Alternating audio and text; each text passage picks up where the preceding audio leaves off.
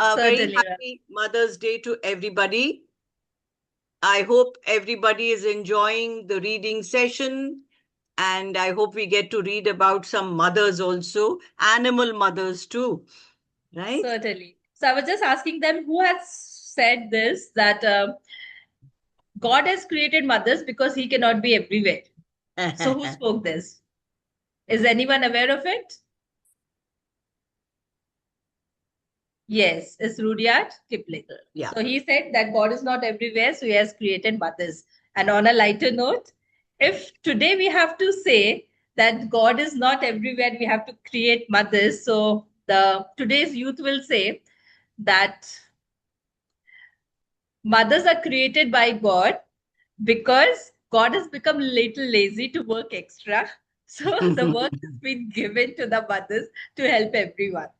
So nowadays, people have become a little lazy, including God. So mothers are there in each and every corner to complete the tasks, to complete the chores, to help the children to grow into a better human. And that is what we all are here for. And teachers are always taken as a second mother. So anything you all want to discuss, want us to know, please send us your reflections so that we are going to go ahead. And as I've requested before ma'am came, that send your little photograph with your mother, with your siblings, so that I can post it on a website along with your little writer. Thank you so much, everyone, for the good wishes. And yes, we are ready for today's reading. Ma'am, is this the right page? Um, I can't see it on the screen yet. Yes.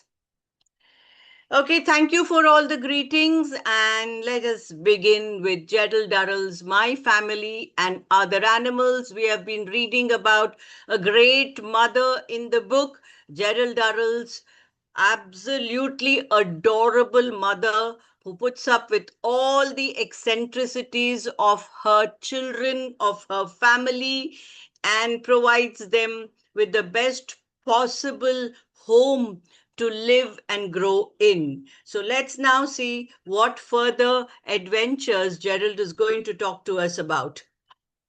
By the time a certain amount of order had been restored, all the baby scorpions had hidden themselves under various plates and bits of cutlery.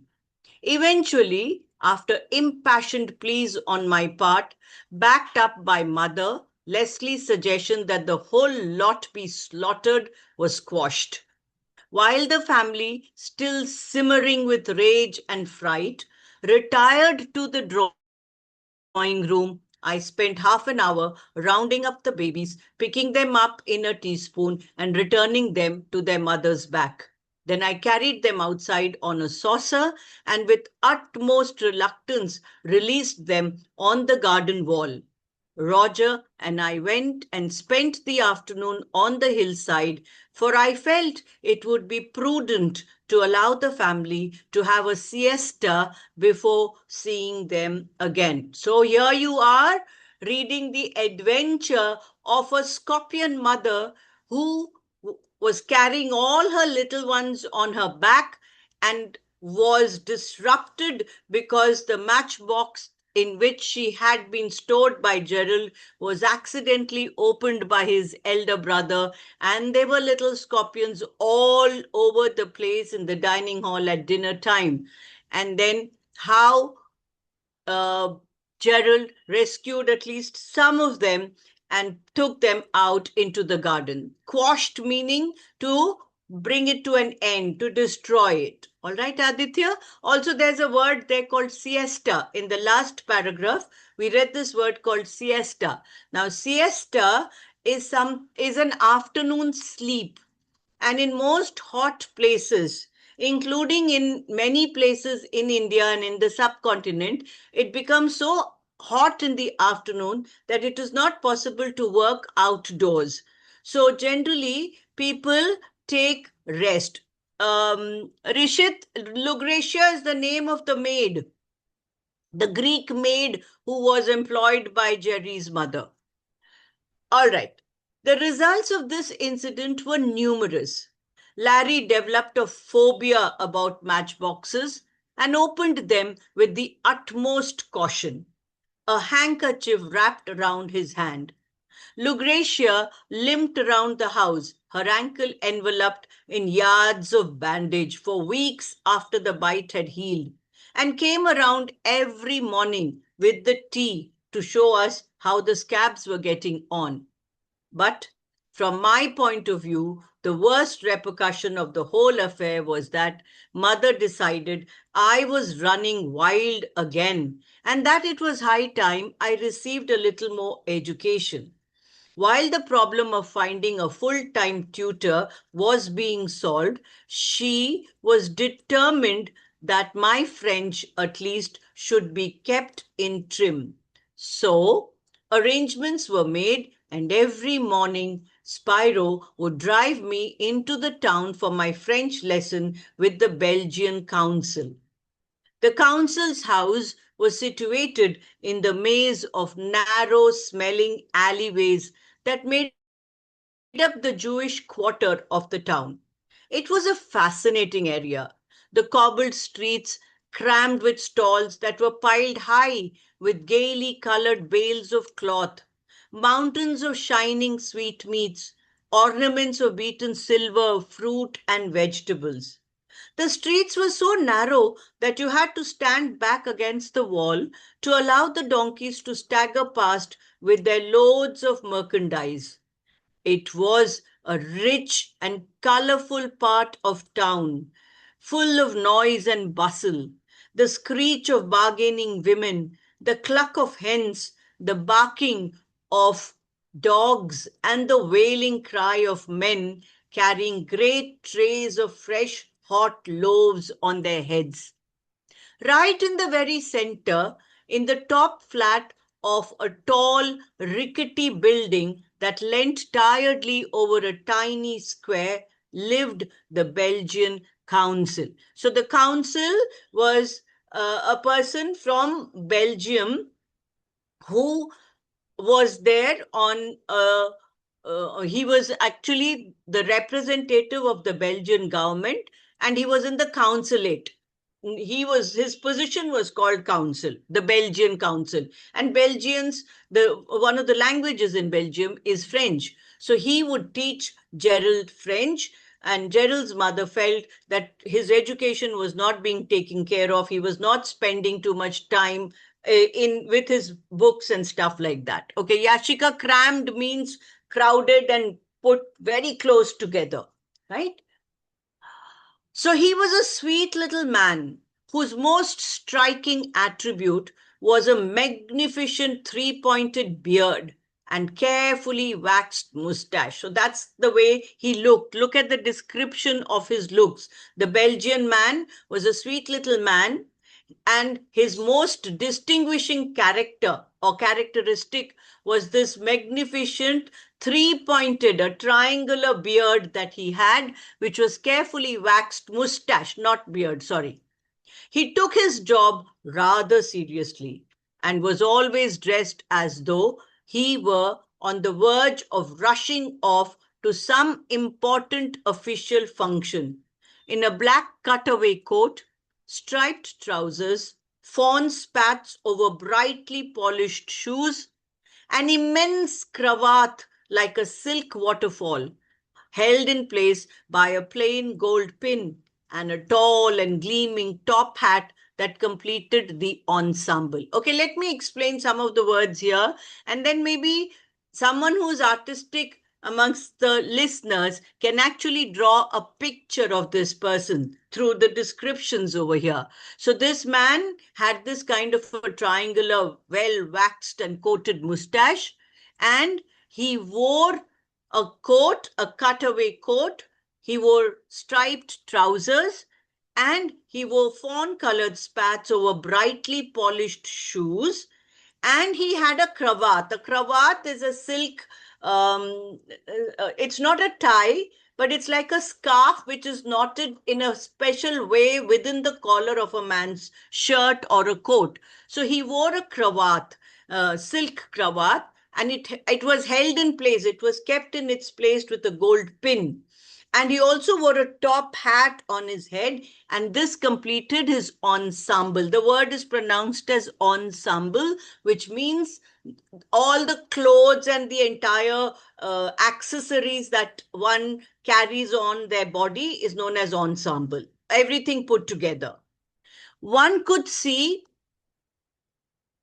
just a minute, one could see him at any hour of the day, clad like this, clad meaning wearing all these kind of clothes, picking his way down the dirty, narrow alleys, stepping daintily among the puddles, drawing himself back against the wall with a magnificently courteous gesture to allow a donkey to pass, and tapping it coyly on the rump with his malacca cane. The people of the town did not find his garb at all unusual. They thought that he was an Englishman and that all Englishmen were lords. It was not only right but necessary that they should wear the correct uniform. The first morning I arrived, he welcomed me into a living room whose walls were decorated with a mass of heavily framed photographs of himself in various Napoleonic attitudes. Now, Napoleon, who knows who Napoleon was? Is there anyone who can tell me who was Napoleon? You must have read about Napoleon in your history classes. Is there anyone here? Students of classes 6, 7, 8. Have you read about Napoleon or 9? No? Then that's your homework. Yes, ma'am, somebody says. French military general. Yes. Yes, he was indeed a French military general who rose. He was so ambitious. He rose to become the ruler of France, right? And Napoleon is quoted for all his, his bravery, his strategy of war, etc. Okay, you can read more about him because there are very interesting stories about Napoleon.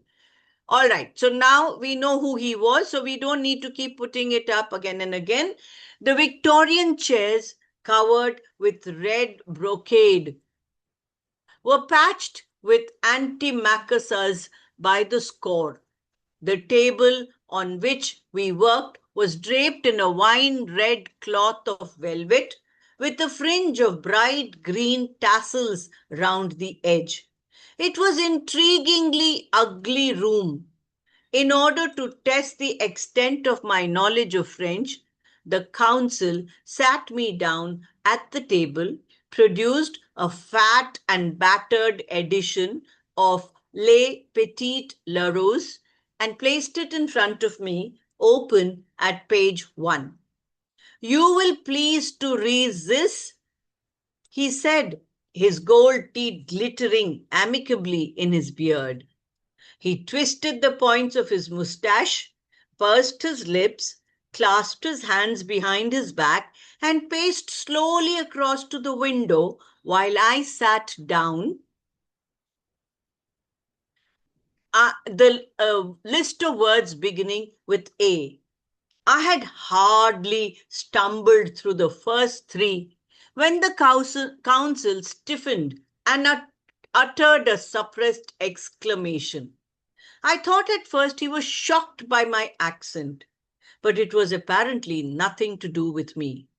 He rushed across the room, muttering to himself, tore open a cupboard, and pulled out a powerful looking air rifle, while I watched him with increasing mystification and interest, not unmixed with a certain alarm for my own safety. He loaded the weapon, dropping pellets all over the carpet in his frantic haste. Then he crouched and crept back to the window where, half concealed by the curtain, he peered out eagerly. Then he raised the gun, took careful aim at something, and fired. When he turned round slowly and sadly shaking his head and laid the gun aside, I was surprised to see tears in his eyes. He drew a yard or so of silk handkerchief from his breast pocket and blew his nose violently. Ah, Ah, he intoned, shaking his head dolefully. The poor lazy fellow. Buzz, we must work. Please to continue with your reading, mon ami. For the rest of the morning, I toyed with the exciting idea that the council had committed a murder before my very eyes, or at least that he was carrying out a blood feud with some neighboring householder. But when, after the fourth morning, the council was still periodically firing out of his window, I decided that my explanation could not be the right one unless it was an exceptionally large family he was feuding with, and a family, moreover, who were apparently incapable of firing back. So Gerald thought that this gentleman was using his air rifle to shoot somebody in the neighborhood, his neighbors probably. Feuding is a battle that is going on between two groups. So that is what he thought. But then, finally, on the fourth day, it was a week before I found out the reason for the council's incessant fusillade, and the reason was cats. In the Jewish quarter, as in other parts of the town, the cats were allowed to breed unchecked. There were literally hundreds of them. Okay, Jewish quarter is not who, it's where. Jewish quarter is a place where a lot of Jews stayed. There were literally hundreds of them.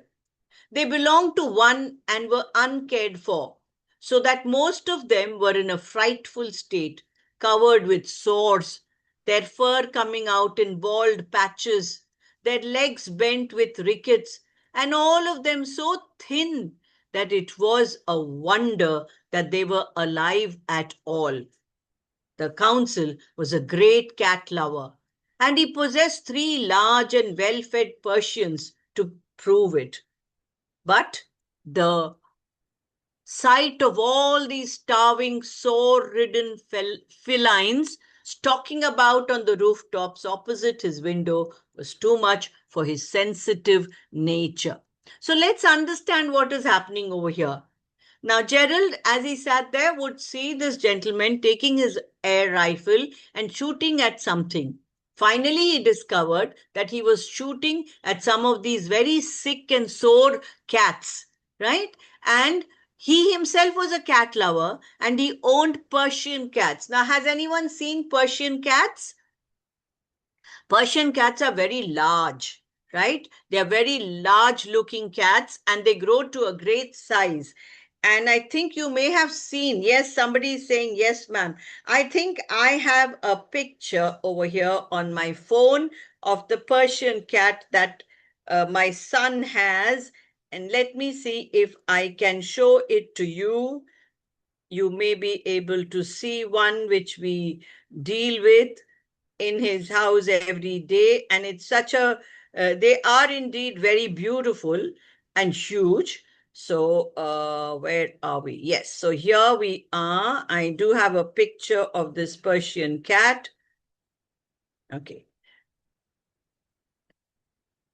Can you see, children? Is it visible? No. Okay, No, ma'am, it's not. You can no, send it to me and I'll I'll share. do that. I'll do that. I'll send it After this reading, you, after the uh, reading. I'll send it to you, and then you can show it to yes, them. ma'am, I'll All share right. this. Okay, great. So even because he was a lover of cats, he felt very sad to see the state of these cats which were not looked after, and there were hundreds of them over there. So he felt it is better to get rid of the very sick ones, right? I cannot feed them all, he explained to me. So I like to make them happiness by shooting them. They are better so, but it makes me feel so sad. So he thought it is better that they are killed instead of starving them and killing them. Just shoot them so that they don't suffer anymore. But it would make him very sad. Now you can see the way those words are spelled because that's the way he pronounces them. Being a Belgian, he cannot speak English properly. He was, in fact, performing a very necessary and humane service, as anyone who had seen the cats would agree. All right. So even though Gerald himself was such a lover of animals, he said that what the French Council was doing was a necessary and humane service. Okay. Humane and human are two different words, right? Human is being human, and the nature of being human, meaning being a good human being, doing things which a good human being should do, are all humane things, right? So he was providing humane service by killing some of the very sick cats. Now, somebody doesn't agree. Well, everybody's opinion can be different. So my lessons in French were being continuously interrupted while the council leapt to the window to send yet another cat to a happier hunting ground. Happier hunting ground is generally the phrase used for heaven. After the report of the gun, there would be a moment's silence in respect for the dead. And then the council would blow his nose violently, sigh tragically, and we would plunge once more into the tangled labyrinth of French verbs. For some inexplicable reason, the council was under the impression that mother could speak French, and he would never lose an opportunity for engaging her in conversation. If she had the good fortune, while shopping in the town, to notice his top hat bobbing through the crowd towards her, she would hastily retreat into the nearest shop and buy a number of things she had no use for until the danger was past. Occasionally, however, the council would appear suddenly out of an alleyway and take her by surprise. He would advance, smiling broadly and twirling his cane, sweep off his top hat, and bow almost double before her, while clasping her reluctantly offered hand and pressing it passionately into his beard. Then they would stand in the middle of the street, occasionally being forced apart by a passing donkey, while the council swamped mother under a flood of French, gesturing elegantly with his hat and stick, apparently unaware of the blank expression on mother's face. Now and then he would punctuate his speech with a questioning. Now, I don't know French, so I'm just reading it as best as I can. N'est ce pas, madame? And this was mother's cue. Summoning up all her courage, she would display her complete mastery over the French tongue.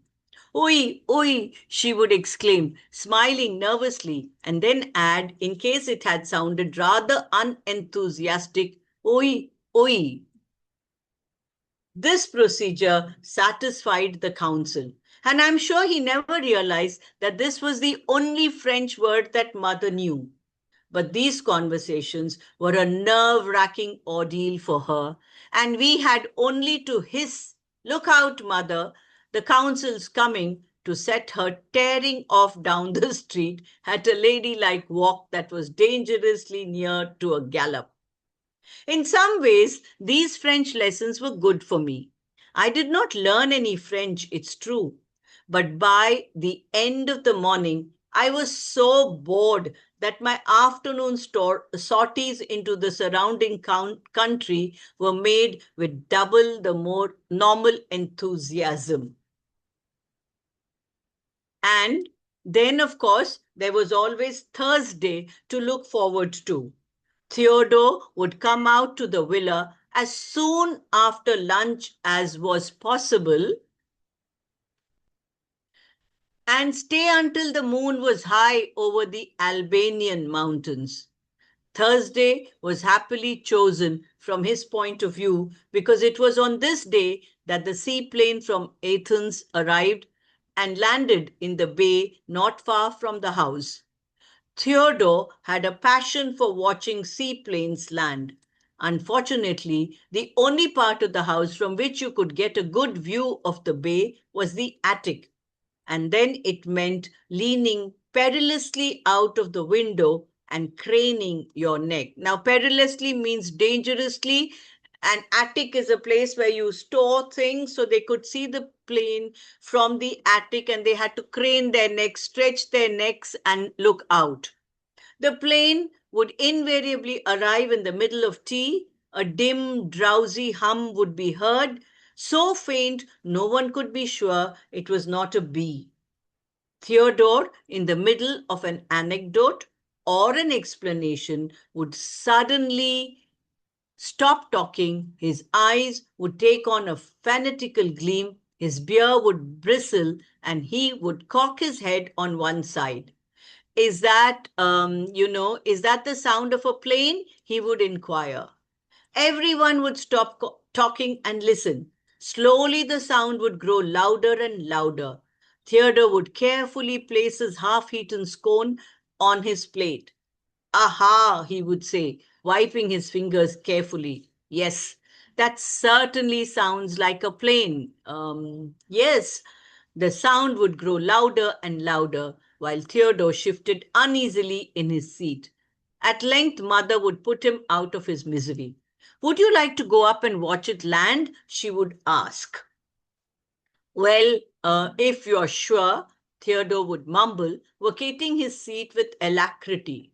I find the sight very attractive, if you're sure you don't mind. The sound of the plane's engines would now be directly overhead. There was not a moment to lose. I have always been, attracted. Hurry up, Theo, or you'll miss it, we would chorus. The entire family then vacated the table, and gathering Theodore en route, we sped up the 4 flights of stairs, Roger racing ahead, barking joyfully. We burst into the attic, out of breath, laughing, our feet thumping like gunfire on the uncarpeted floor, threw open the windows, and leaned out, peering over the olive tops to where the bay lay like a round blue eye among the trees, its surface as smooth as honey. The plane, like a cumbersome overweight goose, flew over the olive groves, sinking lower and lower. Suddenly, it would be over the water, raising its reflection over the blue surface. Slowly, the plane dropped lower and lower. Theodore, eyes narrowed, beard bristling, watched it with bated breath. Lower and lower, and then suddenly touched the surface briefly, left a widening petal of foam, flew on, and then settled on the surface and surged across the bay, leaving a spreading fan of white foam behind it. As it came slowly to rest, Theodore would rasp the side of his beard with his thumb and ease himself back into the attic. Yes, he would say, dusting his hands. It is certainly a very enjoyable sight. The show was over. He would have to wait another week for the next plane. We would shut the attic windows, troop noisily downstairs to resume our interrupted tea. The next week, exactly the same thing would happen all over again. So we can stop here, Jugjiv sir. Yeah, sure.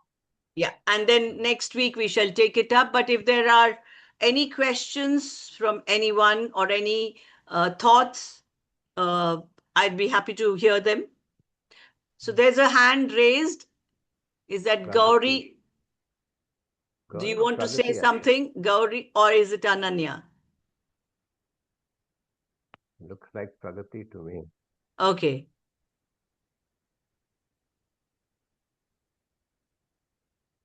Pragati, you want to say something?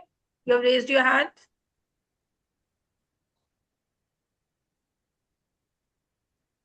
Pratyush, you are allowed to talk.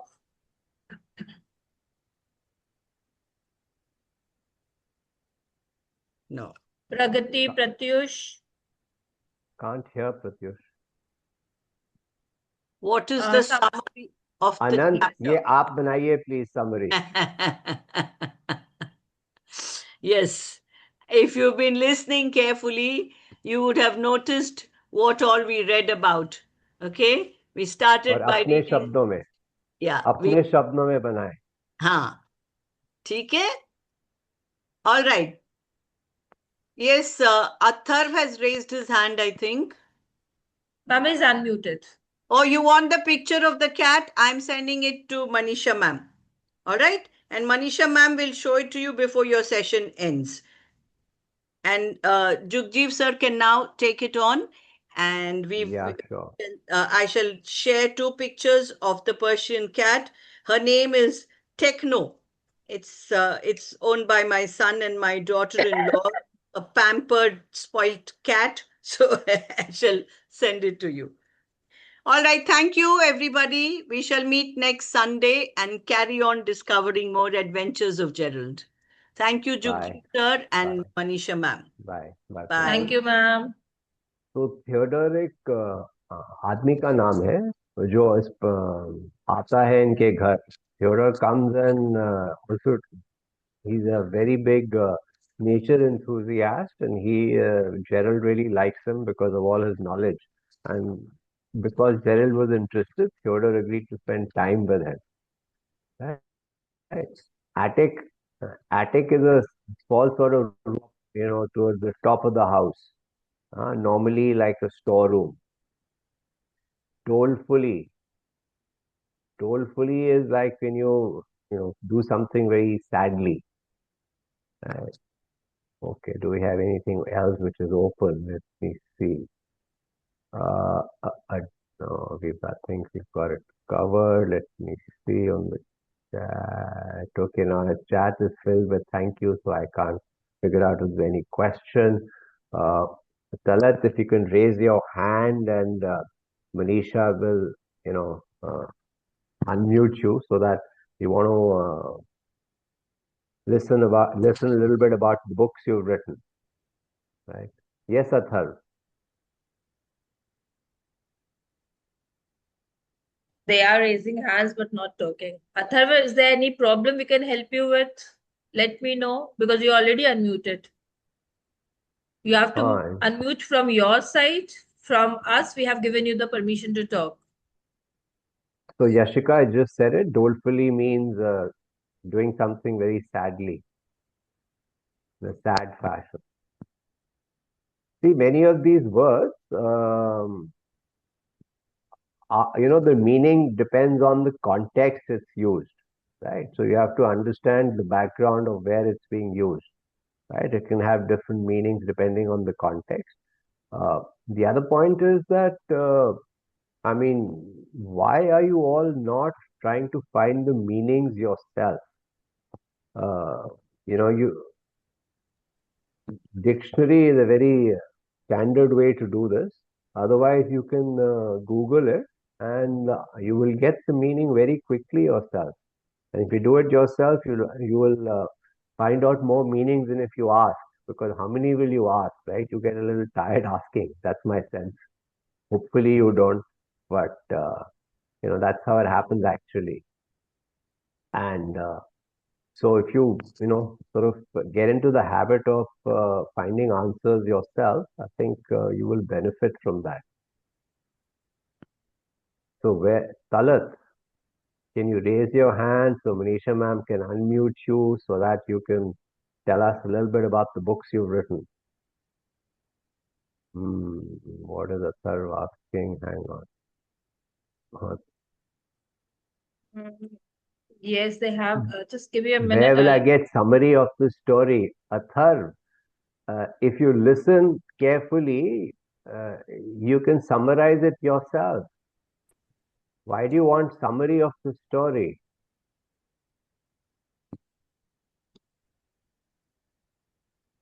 Yes, Ajit. Sir, what is the meaning of nerve-wracking? Nerve-wracking. I think I wrote it in the chat. Nerve-wracking is something that's worrying or making you feel anxious.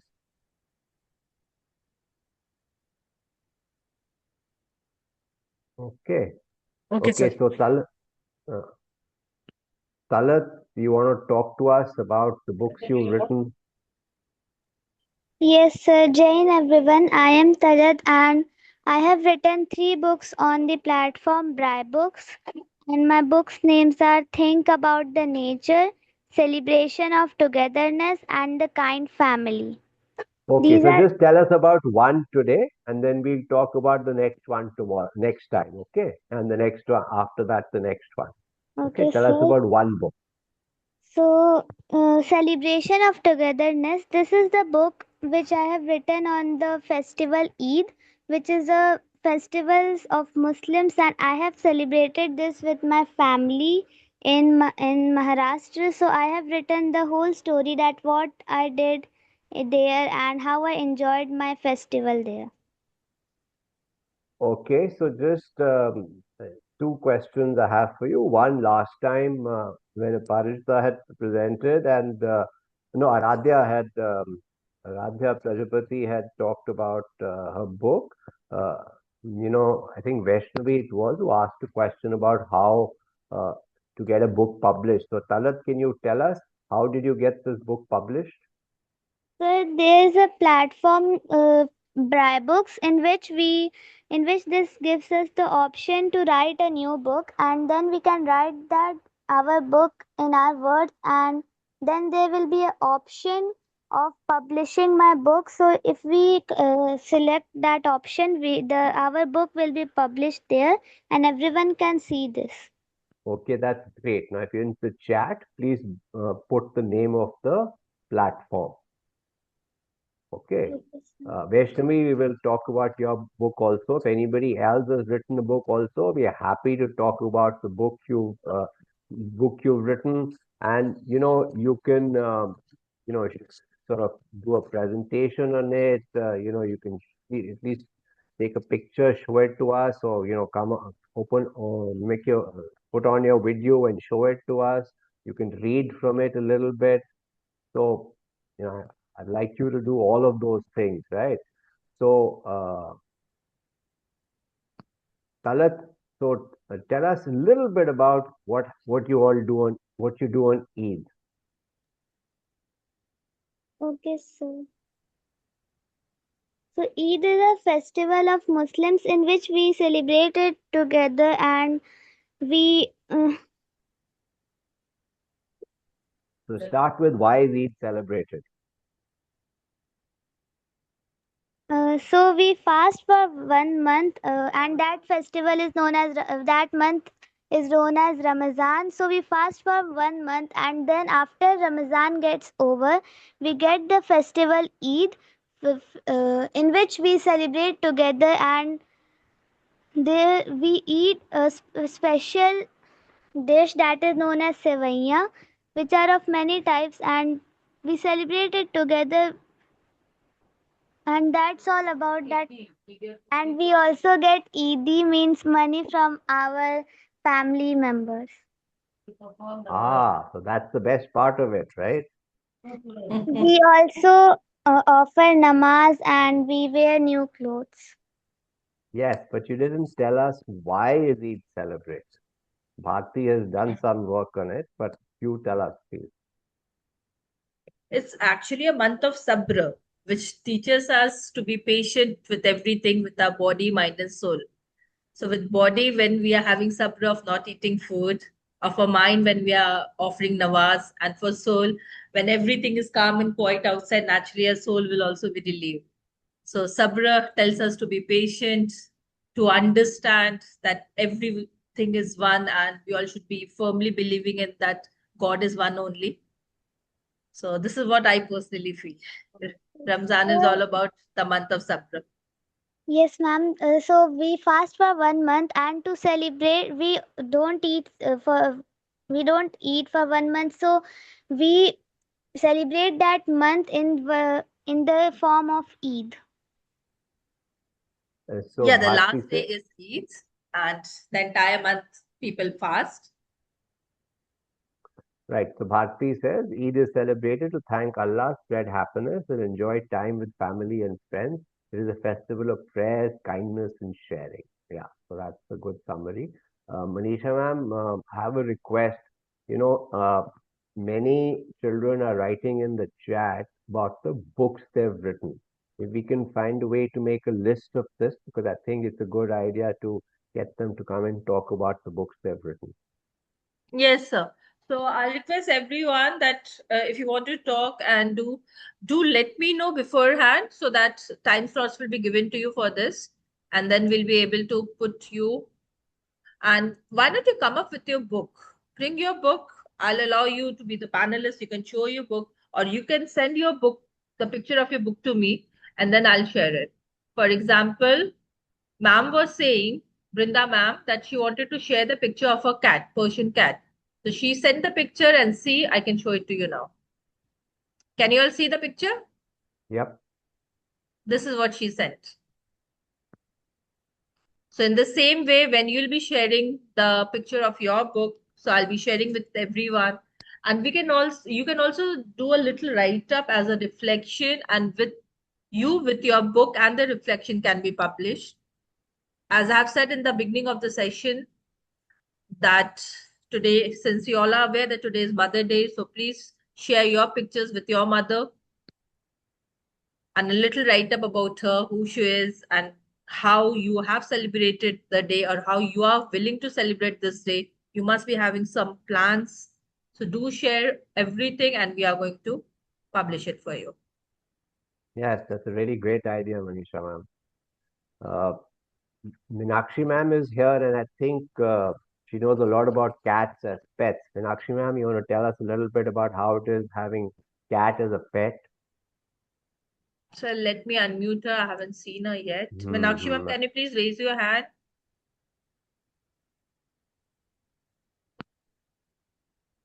Minakshi ma'am. Yeah.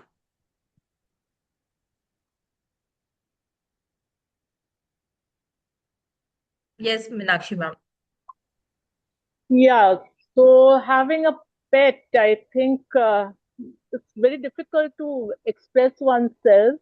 It's like you are involved 24/7, and all you feel is love for the pet. Okay, cat or dog, it does not matter. We feel love for them, just like you feel for a baby. Okay, and it does not matter how much demanding they are, because what can the demands be? Basically, attention, food, comfort, and they are always there for you. Uh, it's very different. I mean, the love for any being, I think, is I'm talking about a cat right now, but for any being, when you really love uh, that being, let's put it this way, when you really love a cat or a dog or whomever nothing matters.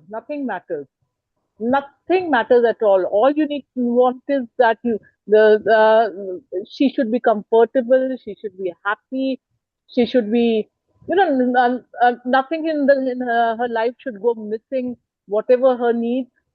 And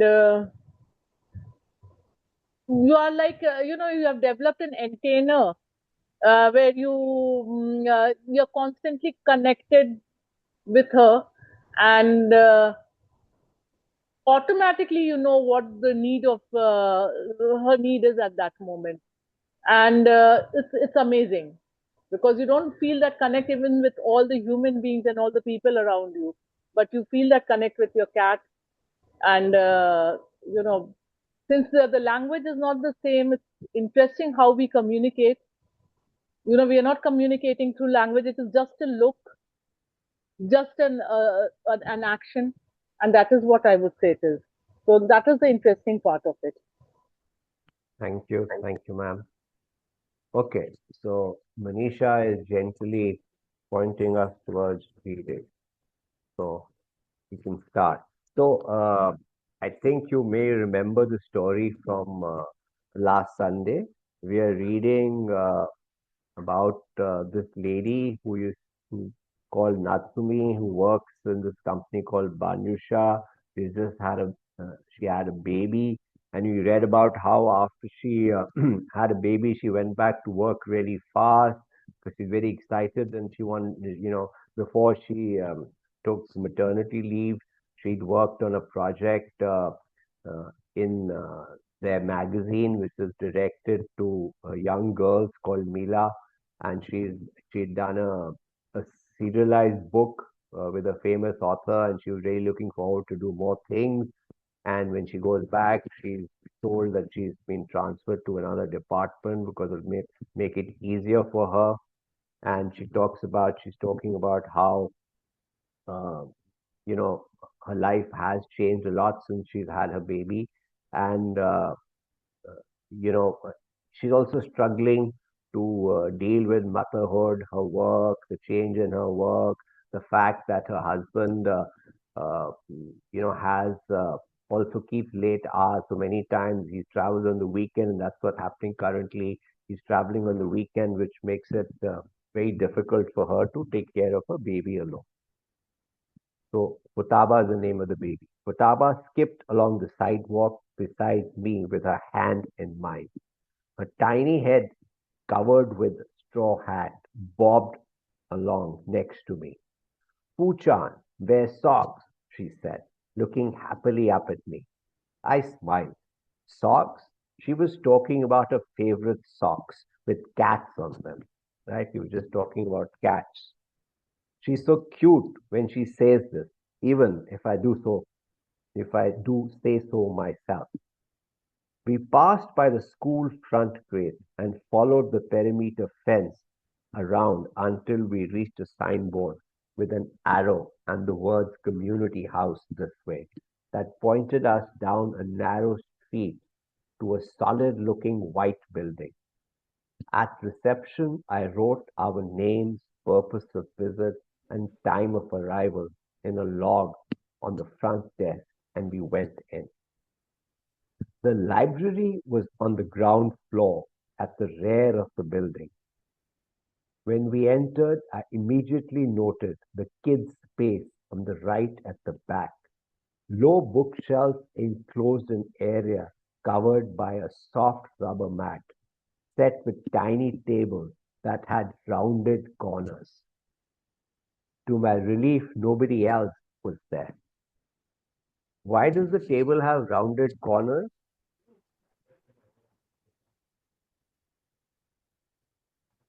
Why does the table have rounded corners? Do you normally see rounded corners on a table? Hmm? Do you So normally see rounded corners on a table? that's to make it child safe. Okay, you won't find it on the all the tables. Yes, Manisha, ma'am, answer Meeksha. Yes, that's the reason, so that the child doesn't get hurt. Okay. And she says, to my relief, nobody else was there. Right? We already read about how when she wanted to go to the park, she was happy if the other mothers were not there. So we know that she's a little bit of an introvert. Futaba and I removed our shoes and sat down. It was soothing to be surrounded by picture books, and I pulled out several at random that caught my eye.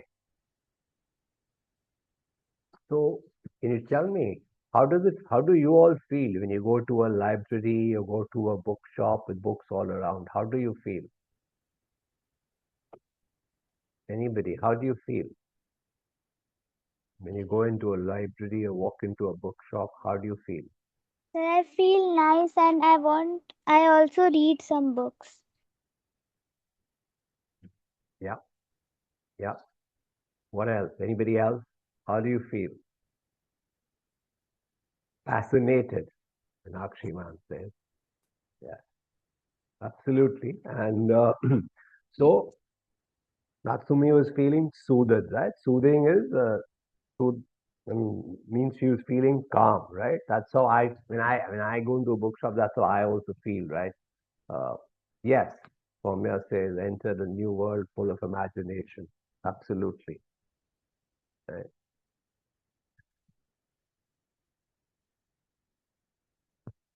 I ran my eyes over the names of the publishing companies.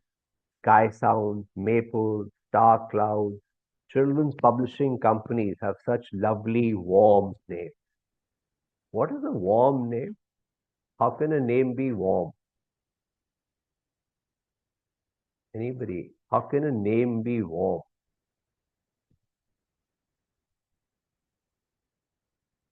Fataba is the name, is Arnav is the name of her daughter. Can you repeat the question? I mean, she said children's publishing companies have such lovely, warm names. I'm saying, how can a name be warm? What is the meaning here? Yes, it is a metaphor. What does it mean? What is the writer trying to suggest?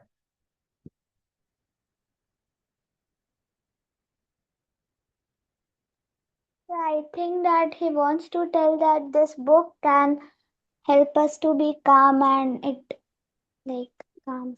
Yeah, no, so maybe, yeah, maybe that's why the publishing companies are giving names which, sound good, feel good. Yes, as Bharti says, sound kind, friendly, and comforting, and relevant for children, maybe, right? Fataba began peeling off her socks. Why? When just a short time before, she had been so happy to be wearing them. Poochan, are you hot? Beefoot, Gerald. Barefoot, Gerald. I can interpret most things Fataba says, but some defeat me. She began wandering around the shelves. I rolled up her socks and stored them in my voluminous bag. Suddenly, a young woman with a ponytail bobbed up over the shelves to peer at us. Maybe she means Gerald. She wore a navy blue apron that looked like a staff uniform, and she was holding several books. The name tag hanging from her neck read Nozomi Morinaga. It's a popular series called Barefoot Gerald, a picture book about a centipede, Nozomi said, with a smile as fresh as green buds. So, what is a centipede? Do you know what a centipede is? Do you know what a centipede is?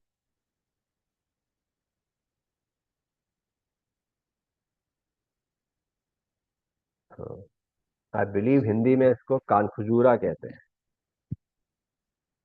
Okay, so now you can maybe it is an insect. Yes, absolutely. A worm with 100 feet. Yes, absolutely. It has many, many, many, many, many feet. Right.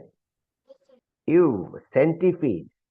Nozomi giggled as she removed her shoes and entered the space.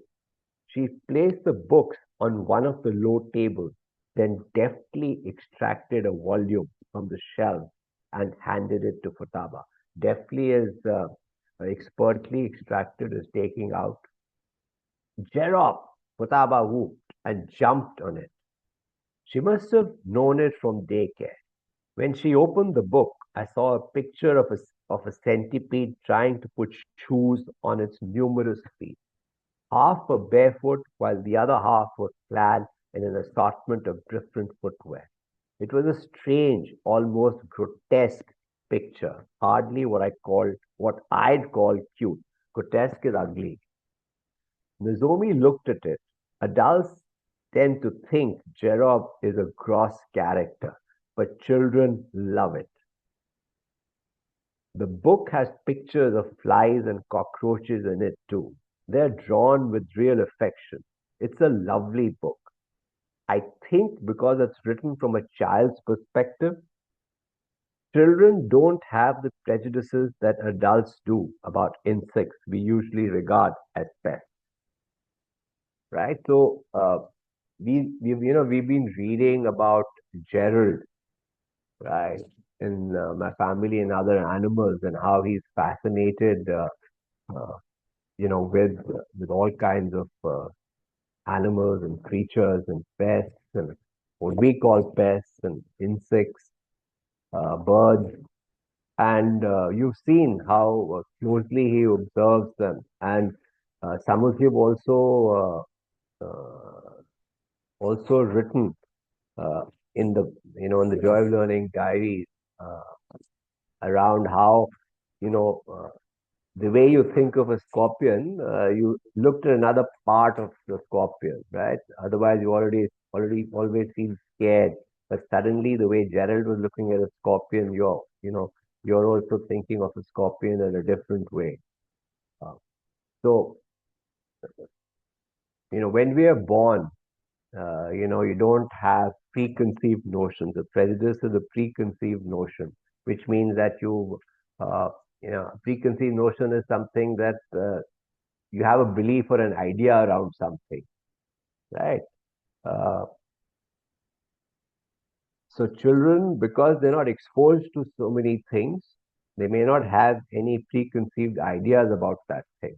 But by the time you get to become an adult, you start to have these ideas that insects are this, or so and so is like this, or you shouldn't do this, or you shouldn't do that, or this is bad, this is good.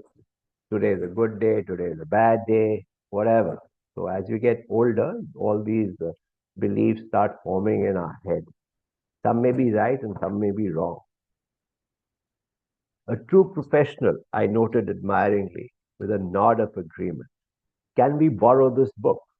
Yes, if you live in the ward, if you're looking for anything else, the librarian is over there. Natsumi pointed to the opposite side of the room at the rear. A partition blocked the view, but a sign labeled reference dangled from the ceiling. I thought you were the librarian, I said. Natsumi blushed. Blushing is, going a little red in the face, and waved her hand in the air dismissively. Oh, no, I'm still a trainee. I only just graduated from high school, so I need 3 years of practical work experience to become a librarian. I'm still in my first year, so I have a way to go. I must keep trying. Okay, so just think about it.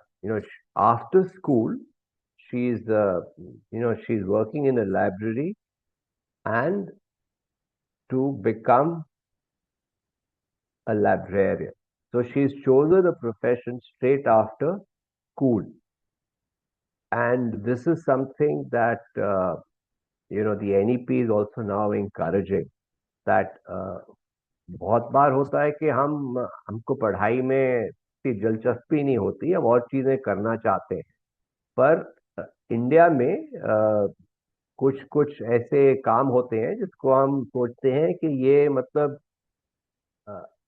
मेरे लायक नहीं है, पर ऐसा कुछ नहीं है, काम काम होता है। तो अगर आप स्कूल के बाद आपको लगता है कि पढ़ाई में आपका दिलचस्पी नहीं है और आप कुछ और करना चाहते हैं, तो बहुत बहुत अपॉर्चुनिटीज हैं। और इंडिया में तो अपॉर्चुनिटीज की बिल्कुल कोई कमी नहीं है। तो जरूरी नहीं है कि स्कूल के बाद आपको जरूरी बीए करना है और फिर एमए करना है, जरूरी नहीं है। तो अगर आप और भी कुछ चूज कर सकते हैं स्कूल के बाद। Her dazzling youth and those big moist eyes made me quite dizzy. I was moved by her determination. She reminded me of myself and my considerable effort to find the perfect job and company when I graduated from college. Right? Natsumi ne college kiya, and then based on what she's doing, what she learned, she's doing a job. So it just depends on what you want to do after school. I had ambitions to work in publishing and create books. I was already a Mila fan when I joined Banyusha and was thrilled, of course, to be assigned to work on it. 5 years ago, Mila ran a serialized novel by a famous author, Mizue Kanata, that became a popular hit, and I was the one who made it happen. Madame Mizue was 70 at that time, an age that, in the editor in chief's opinion, disqualified her from writing for a magazine aimed at young women.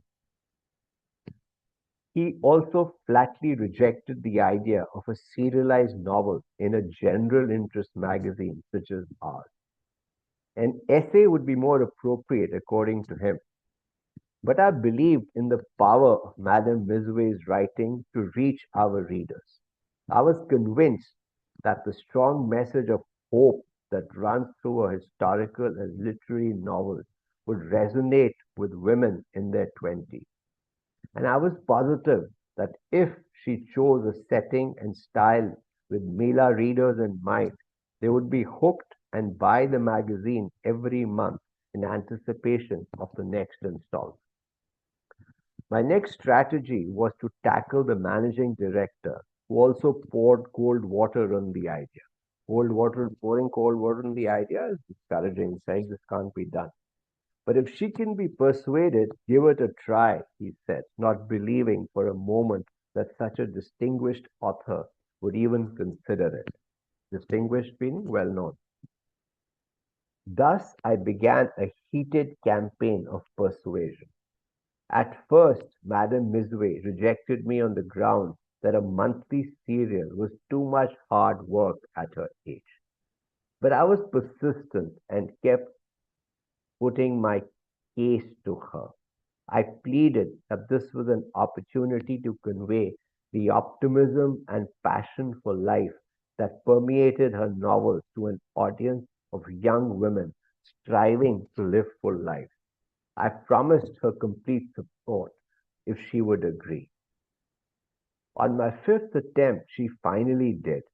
I'm curious to see what kind of story I can produce while working with you, Miss Sakitani, she told me. The title of the serial novel that she subsequently penned was The Pink Plane Tree, about the relationship, neither friendship nor rivalry between two girls with widely differing characters. It quickly became a centerpiece in Mila and Sale's role. The serial ended up becoming hugely popular and ran for 18 months. At its conclusion, management decided to publish it in a book format as well. Banyusha, however, has no fiction department. Therefore, it became my job to oversee its production as a novel and secure distribution with bookstores. I did all that on top of my usual editing duties, which made it my busiest period ever since starting at the company. But every day was so fulfilling. I felt alive and trembling with joy. So, a couple of things I want to point out here, right? Can anybody sort of, uh, anybody try and see or try and help us all understand what did Natsuma do, which finally convinced Madame Muzue to write the book? What did she do? What did she do?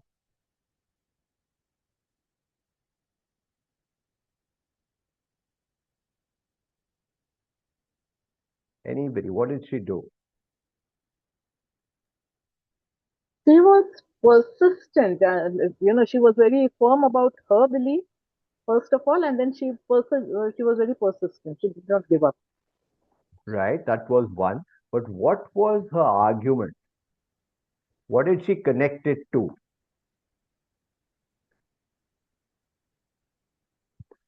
So what she did is she connected what she thought could be done with what Madame Mizue's purpose was. It went to the core of Madame Mizue, right? It was because she in her books was trying to convey optimism and passion for life, right? So she said that that's what you convey in your books, and this is your opportunity to influence young girls who are just starting off in life.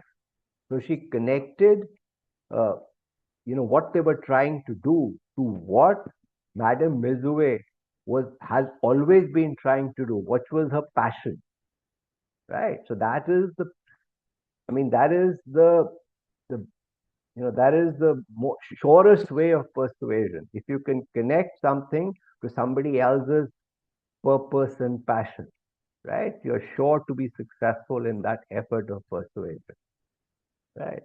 It may have taken some time for Madame Mizwe to figure this out and, her to reach that level of for Natsuma to manage to reach that, make her understand what she was trying to say.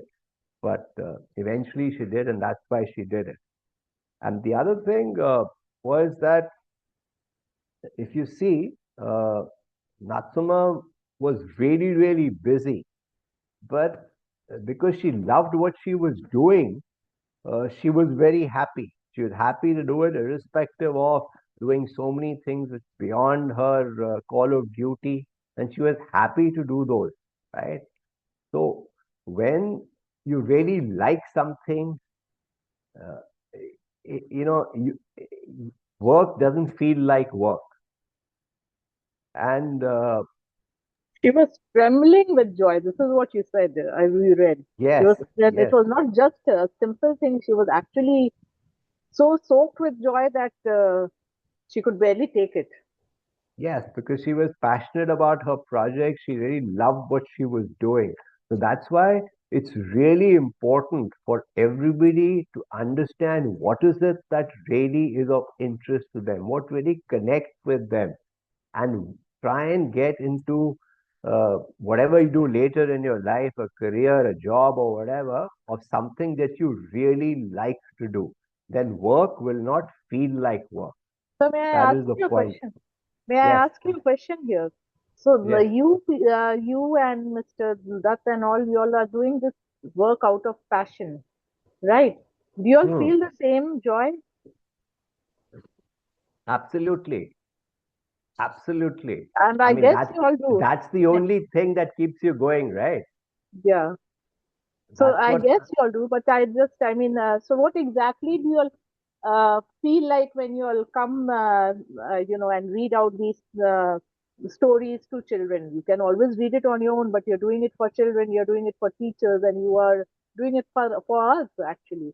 So, what So, I exactly mean, is the feeling? it starts with like I mean, frankly, for me, it starts with a desire to serve, right?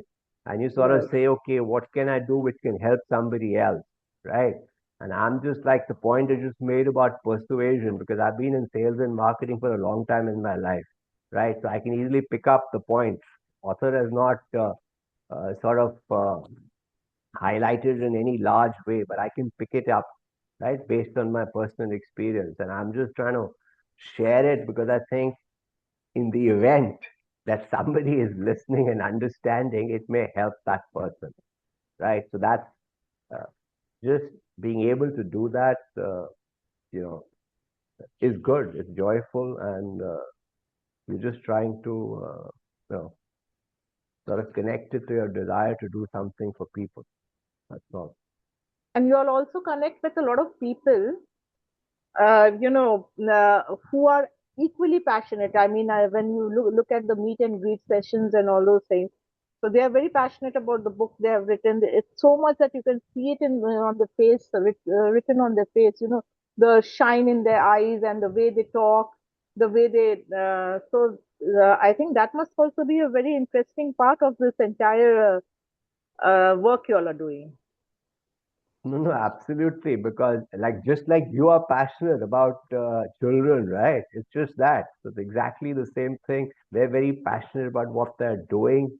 And we've had so many different people coming in for meet and greet, right? The last one we had was Bhairavi Jani, right? And I mean, she was really passionate about her idea of India. And Yes, I mean, I can think of somebody like Deepthi. Deepthi was in college with me, and many, many years ago, uh, she's written a book called Her Story. And, she came and meet and greet, and she's very passionate about women empowerment, for example, right? I didn't know this, but she told me that she started working, I mean, going for these things while she was in college, right? She said, that's why I right. used to be bunking so many classes because that's what I was doing. Right. So she started then, and it's something that's a passion with her. Yeah. So, that's what happens. Amardeep is really passionate about, discovering his identity and bringing that to the world, and in a manner that, it's easy for the world. Like he's put it on YouTube, right? He's not trying to monetize this thing because he's passionate about what he's doing, right? So you're absolutely right, and that's the point I'm trying to make to all the children here, that you have to discover what you really like doing. Uh, and as Amar, and to quote Amardeep, actually, uh, you don't discover your passion, you create your passion. It starts with what you like, and then you build on it, and then it starts to become a passion.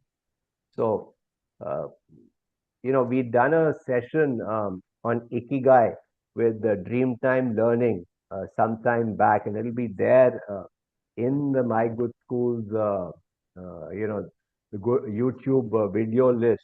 And you should go and see it, because I think that is the heart of the matter. Uh, Figure out what you're good at. Uh, Figure out what you like, figure out what you're good at, figure out what the world needs and the world will pay for. That should be where you should be spending your working life. Thank you, Okay, so sir. I'm so I'm grateful that you've answered so many of my questions. Thank you so much.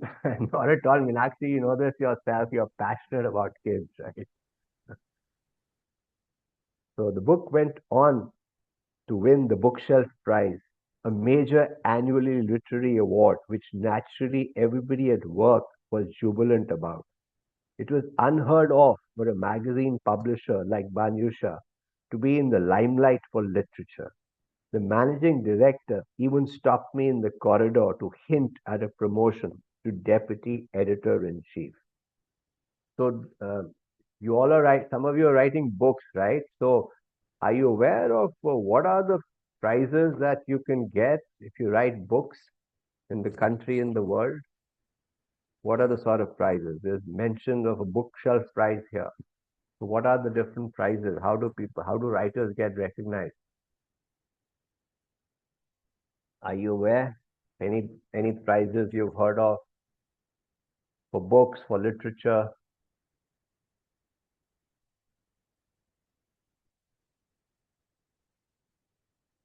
Anybody heard of any prizes?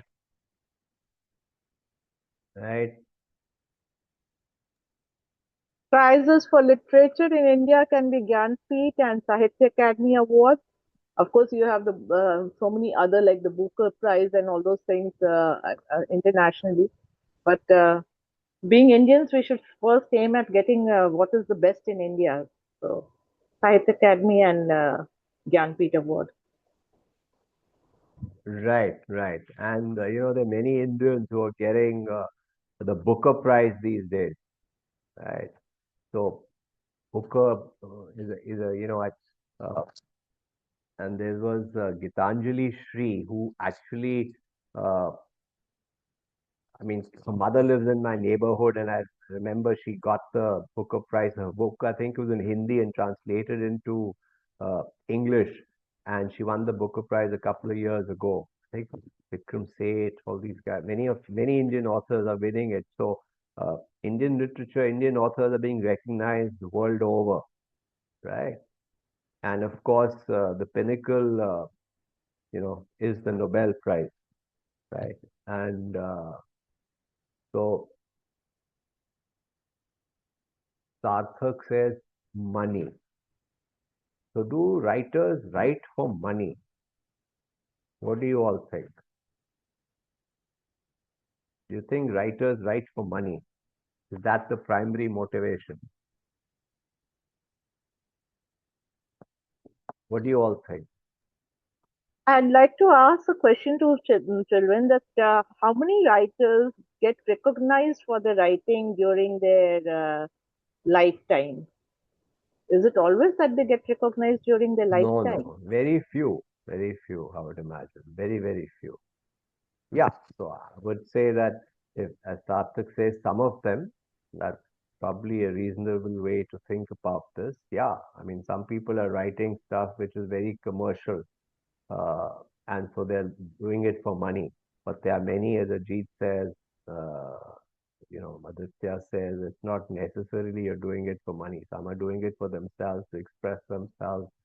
Yeah, as Ajit says, express their thoughts to people, feelings or thoughts, as Jia Jaiswal says. Yeah, absolutely. So, I mean, both things are uh, obviously possible. Okay.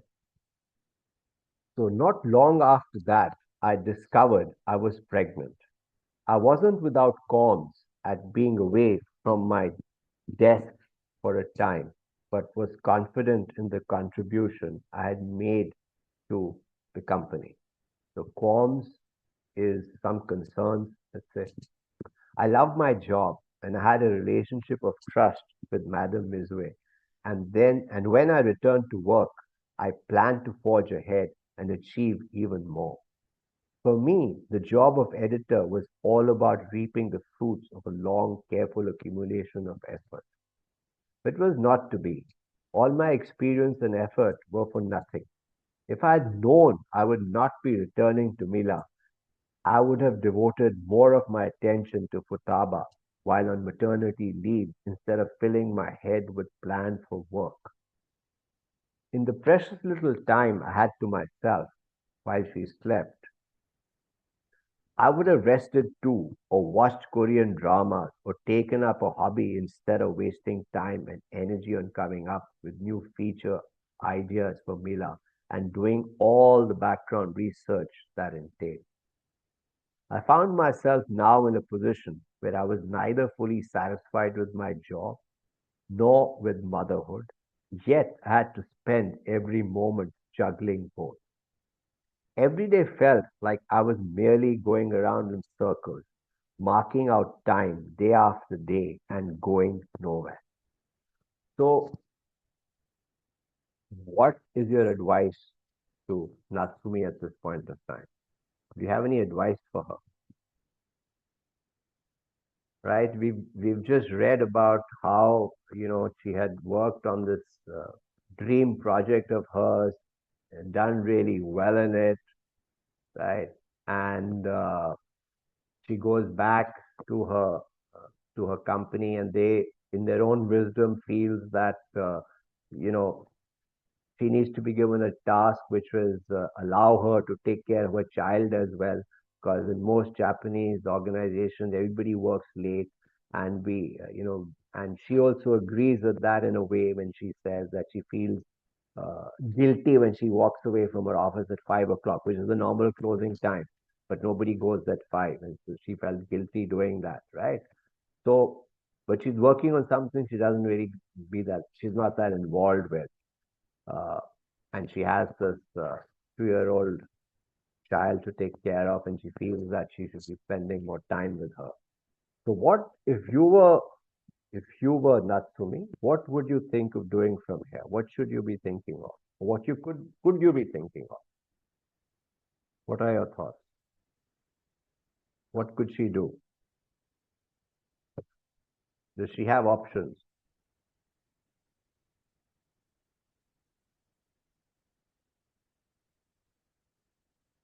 Right for some of them, right for fame, Sarthak said. Yeah, you said you think the chicken right. Yeah, maybe. Or maybe it's answering an earlier question. Yeah, some people write for fame. Yeah, maybe you're answering an earlier question. Yeah. So what do you think Natsumi should do now? We've sort of seen her in her current situation. What should she be doing? What should she consider doing?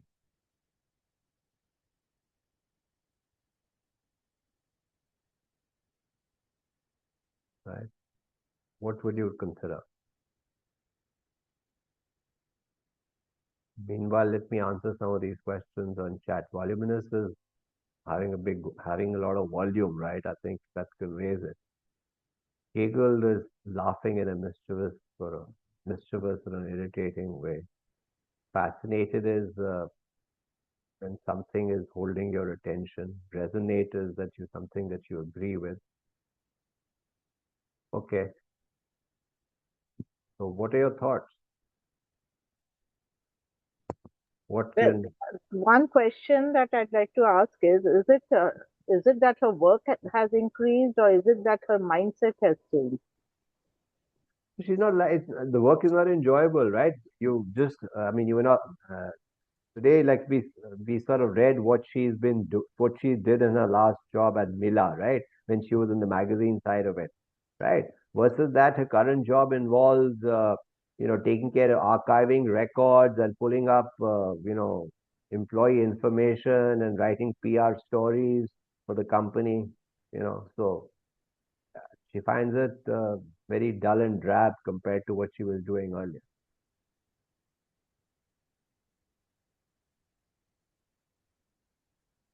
So she has two options. One is to accept it, and the other is to change her job and go to the sort of job she likes. So Yeah, the students can now answer. Students can summarized also it well. answer. Either you accept it, and when you accept something, what does that actually mean? Okay, this again, I would like the students to answer. I can always answer, but Yeah, when you it's a good accept idea. something like you don't like maths and you accept that you have to do maths in school. So how does it work for you? What do you do then next? Do you let it be dull and drab for you, or you find some interesting ways of understanding it?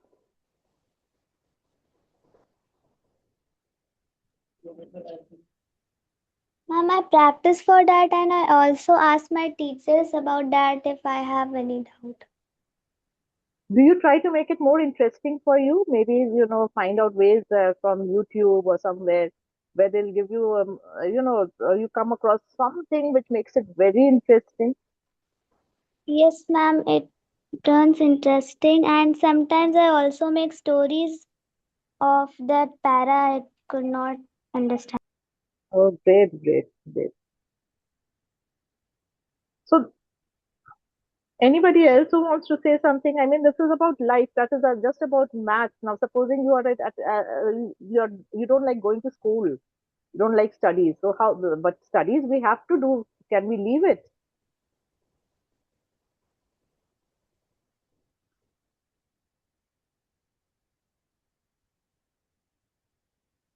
Great, playing with the calculation. Great. So studies you have to do. Can you leave it?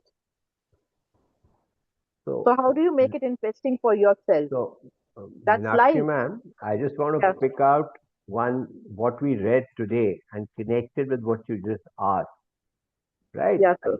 We read about how when children are born, they have no prejudices, and as adults, you have prejudices, right? Right. So I will turn around and ask you, what's the problem with leaving school? Do you know that Virat Kohli didn't complete school? Okay. There's no problem with leaving school. Yeah, I know where you're coming from, Uh, and I yeah. know that it's a good thing to, be educated and stuff. But the point I'm trying to make is that I'm just linking it to the point around prejudices. But I Yeah. want to go back to the question I was asking earlier. What does acceptance really mean?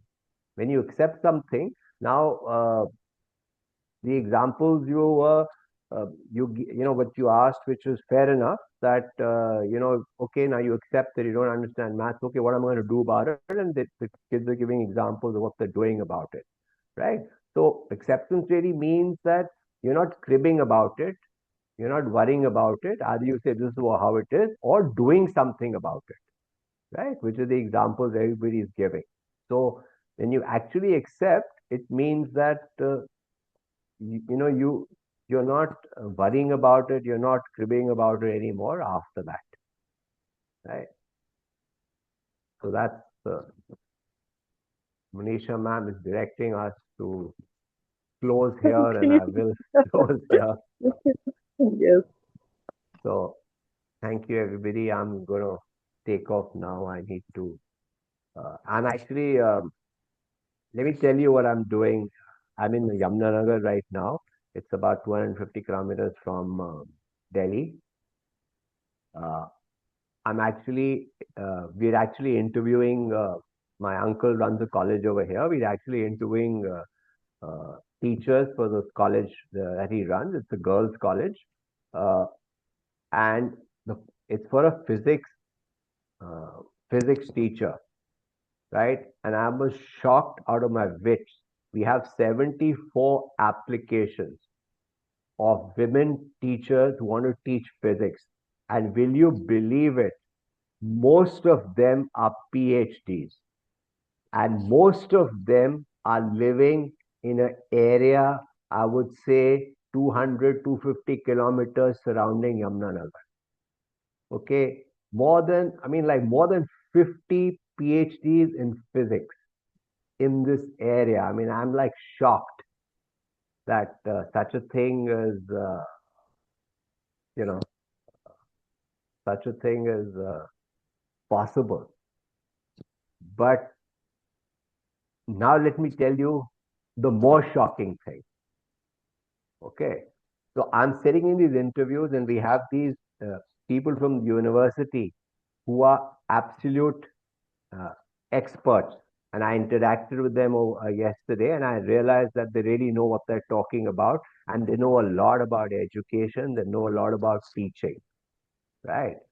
And so I'm watching them ask these candidates the physics questions. I don't know that level of physics, right?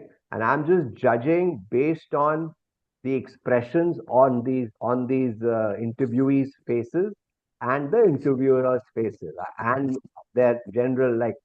I mean, the people getting interviewed obviously nervous. You can see their reactions, all that, how they talk, everything, and so just based on that, I'm looking at the people who are asking the questions and how their reactions, and based on that, I'm judging how much physics this person knows. And the question I asked them after the first 20 was that, I mean, help me understand that why people who are PhDs in physics don't know any physics. Okay, so they're actually PhDs, but they can't explain very simple things. I mean, they've reached wherever they've reached, studying, but they just still don't understand the basic concepts. It was very rare to find somebody who can explain the basic concept, right? Like why is the sky blue? Right? They're not able to explain basic concepts, but they become PhDs. So the point of telling you all this is please don't go down this path. Uh, you know, do what you like and be good at what you do. Okay, so with that, Manisha ma'am, I'm going to sign off. Okay, so bye everybody.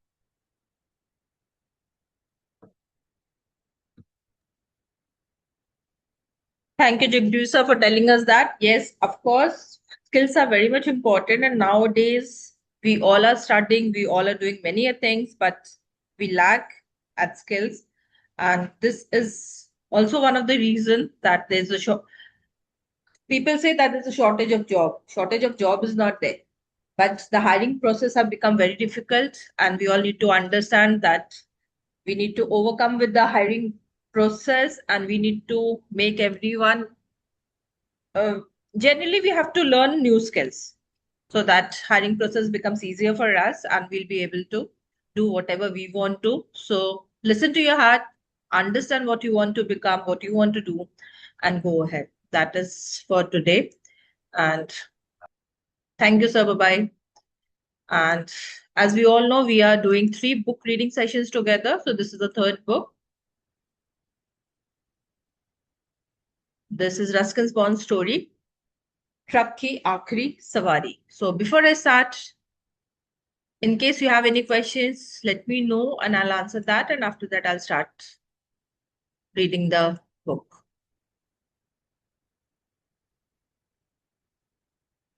Any questions? Okay, can anyone let me know what was the last story we read?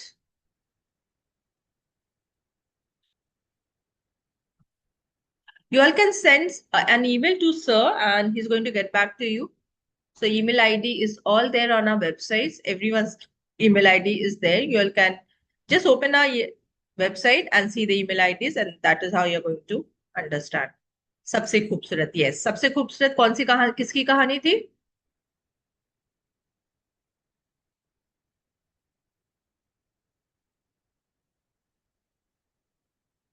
किसकी कहानी थी सबसे खूबसूरत? कोई बता पाएगा?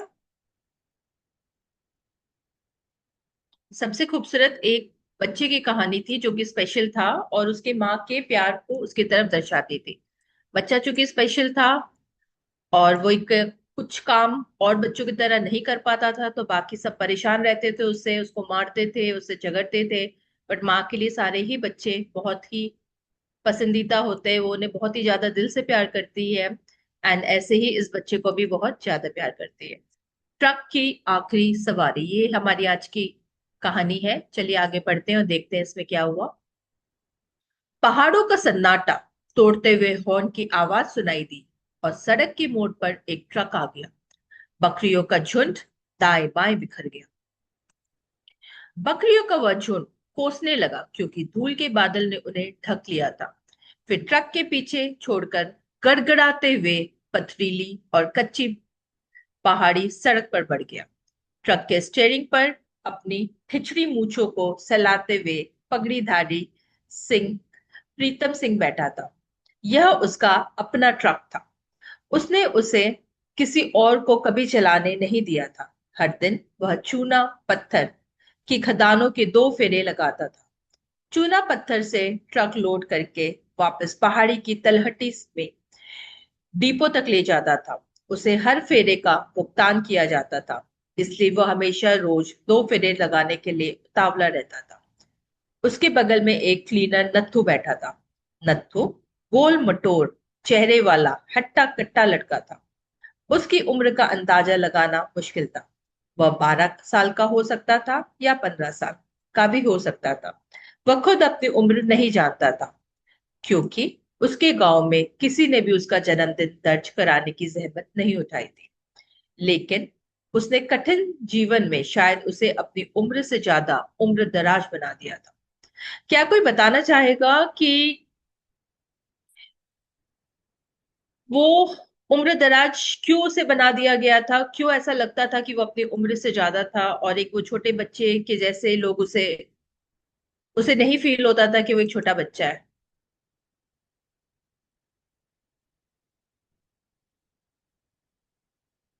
Yes Pratyush.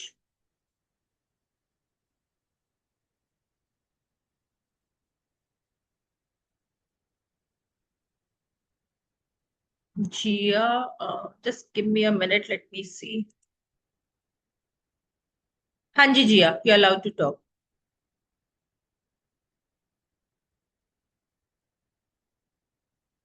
जी आप बताना चाहेंगे?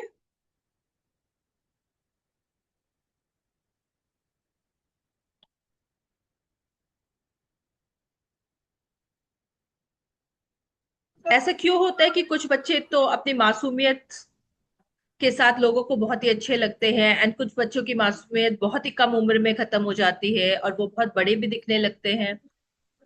एक मिनट तो नाउ प्लीज करो। मुझे आवाज नहीं आ रही जी आपकी। मैम इसलिए होता है क्योंकि उनमें कुछ कुछ होता है कि जिससे या वो बहुत जल्दी बड़े हो जाते हैं, या तो बहुत मतलब बहुत चीज नहीं कर पाते जो दूसरे बच्चे कर लेते हैं। क्योंकि जिंदगी की कठोर धरताल पे, मतलब धरती में बहुत सारी चीजें कठोर है, बहुत सारी सॉफ्ट भी है। तो जिंदगी जीते जीते अपने घर वालों के लिए पैसे कमाते कमाते, उनकी हेल्प करते करते, वो ऐसी बहुत सारा काम करते हैं जो छोटे बच्चे नहीं कर पाते। इसलिए उनकी मासूमियत कहीं ना कहीं खत्म हो जाती है और वो बहुत ज्यादा बड़ों की तरह व्यवहार करने लगते हैं और उम्र दराज भी लगने लगते हैं। Thank you so much for answering this. पिछले साल आलू की फसल खराब हो गई थी। नतीजतन नमक, चीनी, साबुन और आटे के लिए पैसे नहीं थे। नत्थु के माता पिता और छोटे भाई बहन पूरी तरह से प्याज और चुकंदर पर गुजारा नहीं कर सकते थे। सूखे से बचने वाली बस यही फसलें थी। उस गर्मी में बारिश नहीं हुई थी, इसलिए नत्थु ने अपने परिवार को अलविदा कहा और काम की तलाश में घाटी के शहर में आ गया। किसी ने उसे चूना पत्थर डिपो भेज दिया। वह खदानों के काम करने, पत्थरों को तोड़ने और उन्हें ट्रकों पर लादने के लिए बहुत छोटा था। लेकिन एक पुराना ड्राइवर प्रीतम सिंह अपने ट्रक की सफाई और देखभाल के लिए किसी की तलाश कर रहा था। नत्थु एक तेज तर्रार मजबूत लड़का दिखता था और उसे 10 रुपए रोज पर रख लिया गया था। अब मैं ये तो नहीं बता सकती कि ये कहानी कब की लिखी हुई है, लेकिन 10 रुपए रोज के हिसाब से जब उसे दिया जा रहा था तो वो पैसे उस समय भी बहुत कम ही होते होंगे। तो लोग इतने ज्यादा अलग अलग जगहों पे मजबूर हैं कि वो थोड़े से पैसों के लिए काम करने को तैयार हो जाते हैं, क्योंकि कभी सूखा हो जाता है, कभी बारिश ज्यादा होने से बाढ़ भी आ जाती है, कभी कोई परेशानी होती है, कभी कोई परेशानी होती है। इसलिए अपने फैमिली को सपोर्ट करने के लिए और खाने के लिए बहुत सारी चीजों को हमें ध्यान में रखना पड़ता है। तो ये हम ध्यान में रखते हुए आगे चैप्टर में पढ़ते हैं आगे क्या हुआ। यह 6 महीने पहले की बात है, और जब नत्थू ट्रक की देखभाल करते उसमें सफर करने के लिए, यहाँ तक कि उसके सोने का भी अनुभव हो चला था, वह भूरे रंग के 50 साल के सिख प्रीतम सिंह से अच्छी तरह घुल मिल गया था। पंजाब में प्रीतम सिंह के खाते पीते बेटे थे, लेकिन अपनी आजाद ख्याली के कारण वह अपने पुराने बस ट्रक में हमेशा सड़क पर रहता था। प्रीतम सिंह ने ट्रक का हॉर्न जोर से बजाया। अब सड़क पर कोई नहीं था, न जानवर न इंसान, लेकिन प्रीतम को अपने ट्रक का हॉर्न बजाने का शौक था। उसे हॉर्न बजाना अच्छा लगता था। यह उसको यह उसके कानों के लिए संगीत की तरह था। इस सड़क पर बस 1 साल और, प्रीतम ने कहा, फिर मैं अपना ट्रक बेच दूंगा और रिटायर हो जाऊंगा।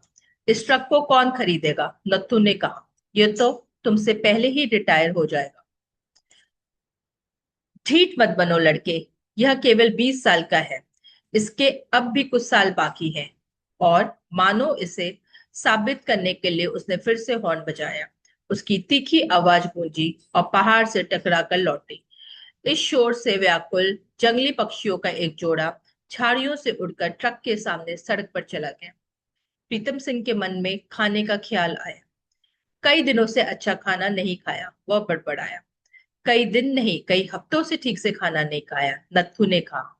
हालांकि वह खुद काफी हरा भरा लग रहा था। प्रीतम ने कहा, कल मैं तुझे रात को अच्छा खाना खिलाऊंगा, तंदूरी चिकन और पुलाव। नत्थू ने कहा, जब वह मेरे सामने आ जाएगा तभी मुझे इस पर भरोसा होगा। ट्रक को धीमा करने के लिए पहले प्रीतम सिंह ने फिर से हॉर्न बजाया। सड़क संकरी और खड़ी चढ़ाई की हो गई थी, और उसके आगे खच्चरों की रेलगाड़ी दौड़ रही थी। हॉर्न की आवाज ही एक खच्चर आगे आया, एक पीछे पीछे लगा। कोई ऊपर चढ़ता गया, नीचे कोई नीचे उतरता गया। जल्द ही हर खच्चर दिखाई देने लगा। खच्चरों के बारे में कभी अंदाजा नहीं लगाया जा सकता था। प्रीतम ने उन्हें पीछे छोड़ने के बाद कहा, पहाड़ियां नंगी और सूखी थी। ज्यादातर जंगल काफी पहले ही गायब हो चुके थे। खड़ी पहाड़ी पर अब भी कुछ खुरदुरे पुराने ओक उग जाते थे। इस पहाड़ी पर चूना पत्थर की बहुतायत थी, और खुदाई करके पहाड़ियों को नोच डाला गया था। क्या तेरी पहाड़ियां भी इनके जैसे नंगी है? प्रीतम ने पूछा। क्या कोई बताना चाहेगा कि नंगी पहाड़ी का यहाँ पे क्या तात्पर्य है?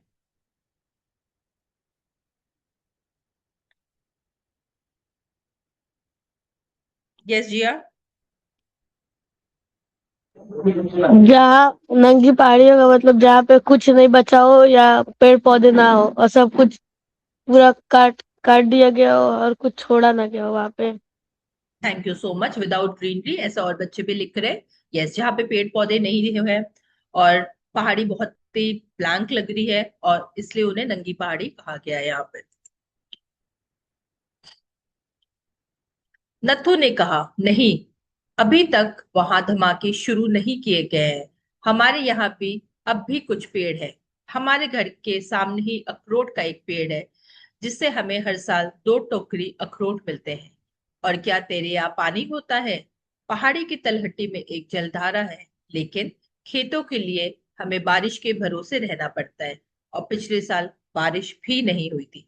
जैसे कि हम लोग जानते हैं कि गांव में ज्यादातर लोग बारिश के पानी के भरोसे ही रहते हैं, और उसी से अपना खेती करते हैं, और बाकी के और चीजें भी वो करते हैं। खेती ज्यादातर छोटे छोटे गांव में बारिश के लिए ही रुकी होती है, क्योंकि उनके पास इतने पैसे नहीं होते कि वो जमीन खोद के पानी निकाल सके। और नदी वगैरह आसपास तभी होती है जब बारिश होती है, बिना बारिश के नदियां भी वहां पे नहीं होती है।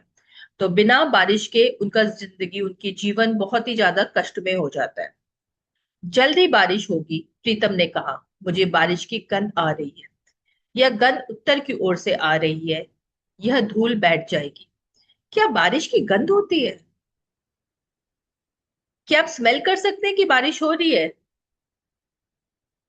हाँ जी।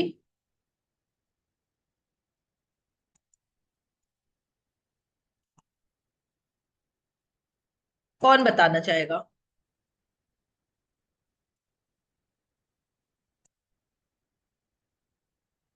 हाँ जी, जी हाँ। मैम वो बारिश की महक नहीं होती, वो मिट्टी की महक होती है। जब बारिश का पानी मिट्टी के साथ मिलता है तो उससे वो महक आती है।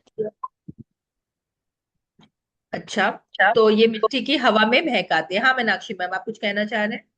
हाँ, जैसे पता नहीं, मैंने इस लड़के का नाम मिस कर दिया। ये जैसे बोल रहा है मिट्टी की महक आती है और उसी को हम बारिश की महक कहते हैं ना।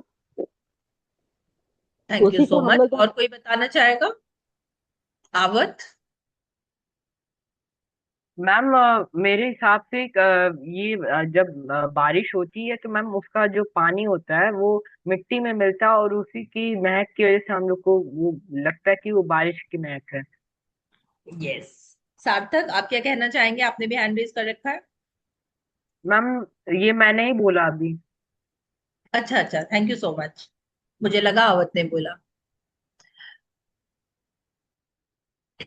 तो इस बच्चे को भी ये लग रही है कि बारिश की गंध आ रही है, कहीं ना कहीं बारिश हुई होगी। और वो मिट्टी में जब भी पानी गिरता है तो एक अलग सी बहुत ही सोंधी सोंधी खुशबू सी आ जाती है, तो वही सोंधी खुशबू से उन्हें लग रहा होगा कि बारिश आ रही है। और ये उत्तर की तरफ, उत्तर इज नॉर्थ, नॉर्थ की तरफ से आ रही है। और वो जल्दी ही होने वाली है, ऐसा उन्हें लग रहा था। धूल हर जगह थी। वह ट्रक पर अटी पड़ी थी। झाड़ियों की पत्तियां और कुछ पेड़ उससे ढके हुए थे। नत्थु को अपनी पलकों के पास और होठों पर धूल महसूस हो रही थी। जैसे जैसे वे खदानों के पास पहुंचे, धूल बढ़ती गई, लेकिन यह अब एक अलग तरह की धूल थी। सफेद, आंखों को चुभने वाली, नथुनों को परेशान करने वाली, चूना पत्थर की धूल हर तरफ हवा में लटकी हुई। धमाकों का काम चल रहा था। प्रीतम सिंह ने ट्रक रोका। चलो थोड़ा इंतजार करते हैं, उसने कहा। वे सड़क से लगभग 100 गज की दूरी पर जख्मी चट्टानों को विंड स्क्रीन से घुरते हुए चुपचाप बैठे थे। उनके आसपास कोई नजर नहीं आ रहा था। अचानक पहाड़ी बाहर की ओर फूल गई। उसके बाद धमाकों की तेज आवाज आई। मिट्टी और चट्टान भर भरा कर पहाड़ी से नीचे गिरे। पहाड़ी को काट के या पहाड़ियों से ही चूना निकाल करके लोग इधर से उधर लेकर जाते हैं कंस्ट्रक्शन के लिए या किसी और काम के लिए। तो इस पहाड़ी में भी वही हो रहा था। बॉम्ब वगैरह लगा करके पहाड़ी को वो तोड़ रहे थे, जैसे कि वो छोटे छोटे पहाड़ के टुकड़ों को, पत्थरों को ले जा सके और आगे का अपना वो काम कर सके।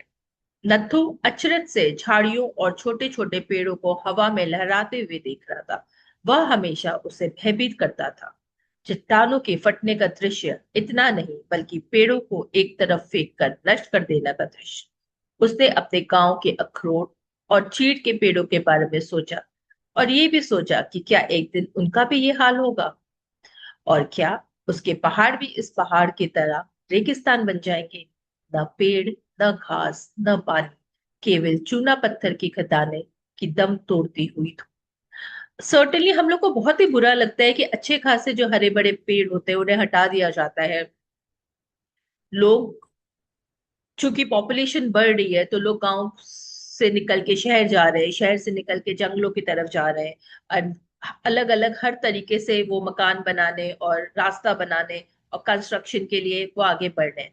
हम लोग ये तो देख रहे हैं कि देश तरक्की कर रहा है, पर हम ये भूल जा रहे हैं कि जब जंगल और खेत ही नहीं बचेंगे तो हम खाना कैसे खाएंगे? फार्मर्स क्या करेंगे? फार्मर्स भी अपनी जगह को बेच देंगे। उसके बाद खेती कौन करेगा? तो कभी ना कभी हमें ये सब ट्रबल्स भी आने वाले हैं।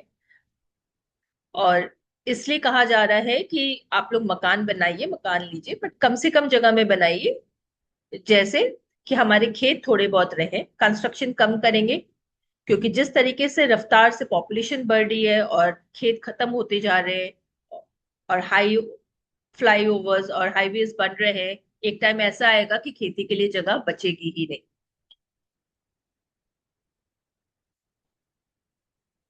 प्रीतम सिंह ने अपने हॉर्न को फिर से जोर से दबाया ताकि साइड पर मौजूद लोगों को पता चल जाए कि वह आ रहा है। जल्दी वे एक छोटे से शेड के पास आ पहुंचे जहां ठेकेदार और ओवरसियर चाय की चुस्कियां ले रहे थे। कुछ ही दूरी पर कुछ मजदूर चट्टान के टुकड़ों पर हथौड़ा मार रहे थे, उन्हें इस्तेमाल के लायक टुकड़ों में तोड़ रहे थे। पत्थरों का ढेर लादने के लिए तैयार था, जबकि अभी अभी फटी चट्टान पहाड़ी के चारों ओर बिखरी हुई पड़ी थी। लाओ और एक चाय लाओ और एक प्याला चाय पी लो, ठेकेदार ने पुकारा। लोडिंग करा दो, प्रीतम ने कहा। मैं पूरी दोपहरी यहाँ नहीं लटक सकता, एक और फेरा लगाना है और आजकल अंधेरा जल्दी हो जाता है। लेकिन वह एक बेंच पर बैठ गया। उसने स्टॉल वाले से 2 कप चाय मंगवाई, ओवरसियर मजदूरों के समूह के पास गया और उन्हें लोडिंग शुरू करने के लिए कहा। नत्थु ने ट्रक के पीछे लगी जाली को नीचे गिरा दिया। नत्थु पीछे खड़ा हो गया जबकि लोग ट्रक को चूना पत्थर की चट्टानों में लादने लगे। वह खुश था कि वह गोल मटोल था। ठेकेदार जैसे पतले लोगों को ठंड ज्यादा लगती थी। वह तो अपने महंगे ओवरकोट में चारों ओर से कांप रहा था। खुद को गर्म रखने के लिए नत्थु लोडिंग में मजदूरों की मदद करने लगा। इसके लिए भुगतान की उम्मीद मत करना, ठेकेदार ने कहा। उसके लिए खर्च किया गया हर अतिरिक्त पैसा उसके मुनाफों में से निकला पैसा था। चिंता मत करो, नत्थु ने कहा। मैं ठेकेदारों के लिए काम नहीं करता, मैं प्रीतम सिंह के लिए काम करता हूँ। वह सही कह रहा है, प्रीतम ने कहा। और नत्थु से जरा जबान संभाल के बात करो, वह किसी और का नौकर नहीं है। ट्रक को पत्थरों में भरने में उन्हें करीब 1 घंटा लग गया। ठेकेदार तब जाकर खुश हुआ जब ट्रक में एक पत्थर के लिए भी जगह नहीं बची। ट्रक लोड करके ट्रक को ट्रक लोड करके 6 में से 4 मजदूर उसमें भरे पत्थरों को ढेर पर चढ़ गए। उन्हें ट्रक पर सवार होकर डिपो जाना था। ठेकेदार, उसका ओवरसियर और अन्य लोग जीप में उनके पीछे चलने वाले थे। चलो चलो चलो चले, प्रीतम ने स्टीयरिंग व्हील के पीछे बैठते हुए कहा। मैं यहाँ वापस आना चाहता हूँ और फिर 8 बजे तक घर जाना चाहता हूँ। मैं आज रात एक शादी की पार्टी में जा रहा हूँ। नत्थु कूदकर उसके बगल में बैठ गया और उसने दरवाजा बंद कर दिया। यह तब तक ठीक से बंद नहीं होता था जब तक कि उसे जोर से पटका न जाए, लेकिन यह हल्का सा छूते ही खुल जाता था। प्रीतम हमेशा मजाक में कहा करता था कि उसका ट्रक सेलो टेप से थमा हुआ है। वह अच्छे मूड में था। उसने अपना इंजन चालू किया, हॉर्न बजाया और जैसे ही ट्रक वापसी के लिए निकला, वह एक गीत गाने लगा। मजदूर भी गा रहे थे क्योंकि ट्रक घुमावदार पहाड़ी सड़क के तेज मोड़ पर मुड़ रहा था। नत्थु को काफी चक्कर आ रहे थे। उसने बगल का दरवाजा अपने कब्जों पर लड़खड़ा रहा था। इतना तेज मत चलाओ, उसने कहा। ओए, प्रीतम ने कहा। ओए, तू गड्डी तेज चलाने से कब से घबराने लग गया?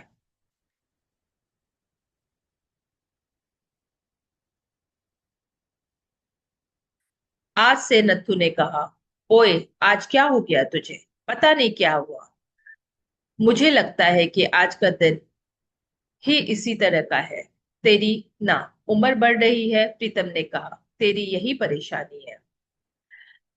जब तक तुम मेरी उम्र के नहीं हो जाते तब तक इंतजार करो, नत्थु ने कहा। अब और गुस्ताखी नहीं, प्रीतम ने कहा और एक्सीलरेटर पर पैर रखकर ट्रक की स्पीड बढ़ा दी। जब वे एक मोड़ पर मुड़ रहे थे तो नत्थु ने अपनी खिड़की से बाहर देखा। उसने अपने आकाश और नीचे घाटी को देखा। वे बहुत करीब थे, लेकिन इस संकरी सड़क पर हमेशा ऐसा ही दिखता था। कुछ और तेज मोड़ों के बाद सड़क घाटी की ओर तेजी से नीचे उतरने लगी। मैं अभी ब्रेक टेस्ट करता हूँ, प्रीतम ने कहा और उसने अचानक इतनी जोर से ब्रेक लगाया कि एक मजदूर लगभग पीछे की ओर गिर गया। उसने इस तरह ट्रक चलाने का विरोध किया। ओए, चुप करो, प्रीतम चिल्लाया। तुम बस पहुंचने ही वाले हो, कोई शॉर्टकट मत लेना, नत्थु ने कहा। तभी बीच सड़क पर एक आवारा खच्चर दिखाई दिया। प्रीतम ने स्टीयरिंग व्हील को अपने दाहिनी ओर घुमाया, लेकिन सड़क बाईं ओर मुड़ रही थी और ट्रक सीधे कगार पर जा चढ़ा। फिर ट्रक पलट गया, कुछ सेकंड के लिए चट्टानों के किनारे पर लटक रहा। मजदूरों ने ट्रक के पीछे से छलांग लगा दी।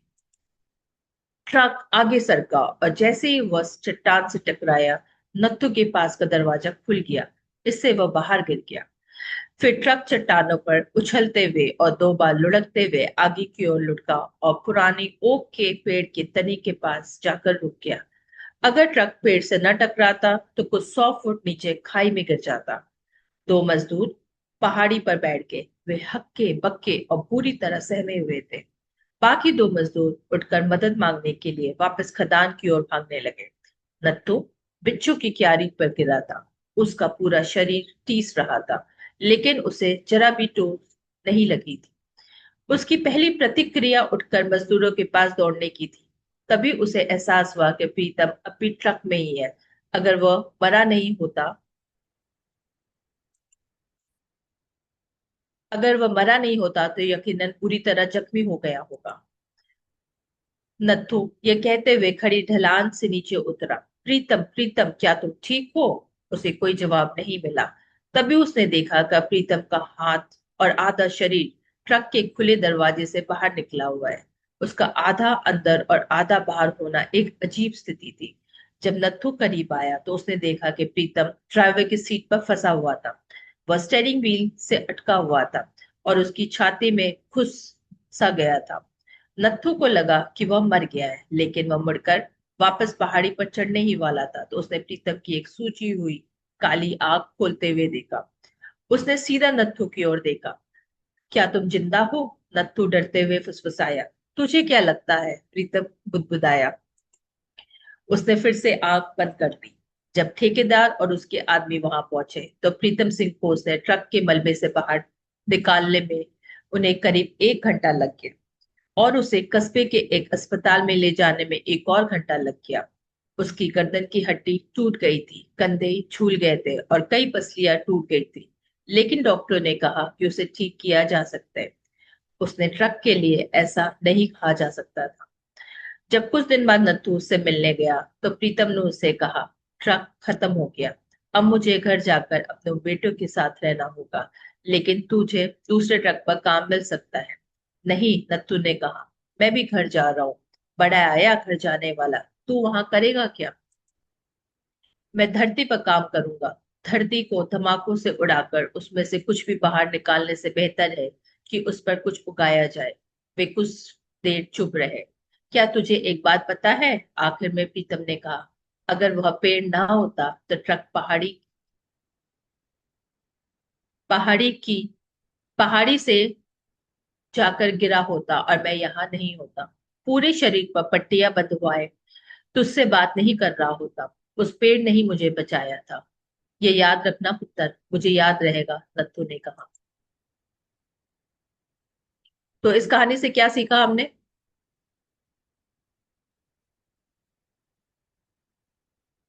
क्या चीज इंपॉर्टेंट है, हरियाली रखना या हरियाली को हटा करके पहाड़ों को तोड़ के उससे कंस्ट्रक्शन करना?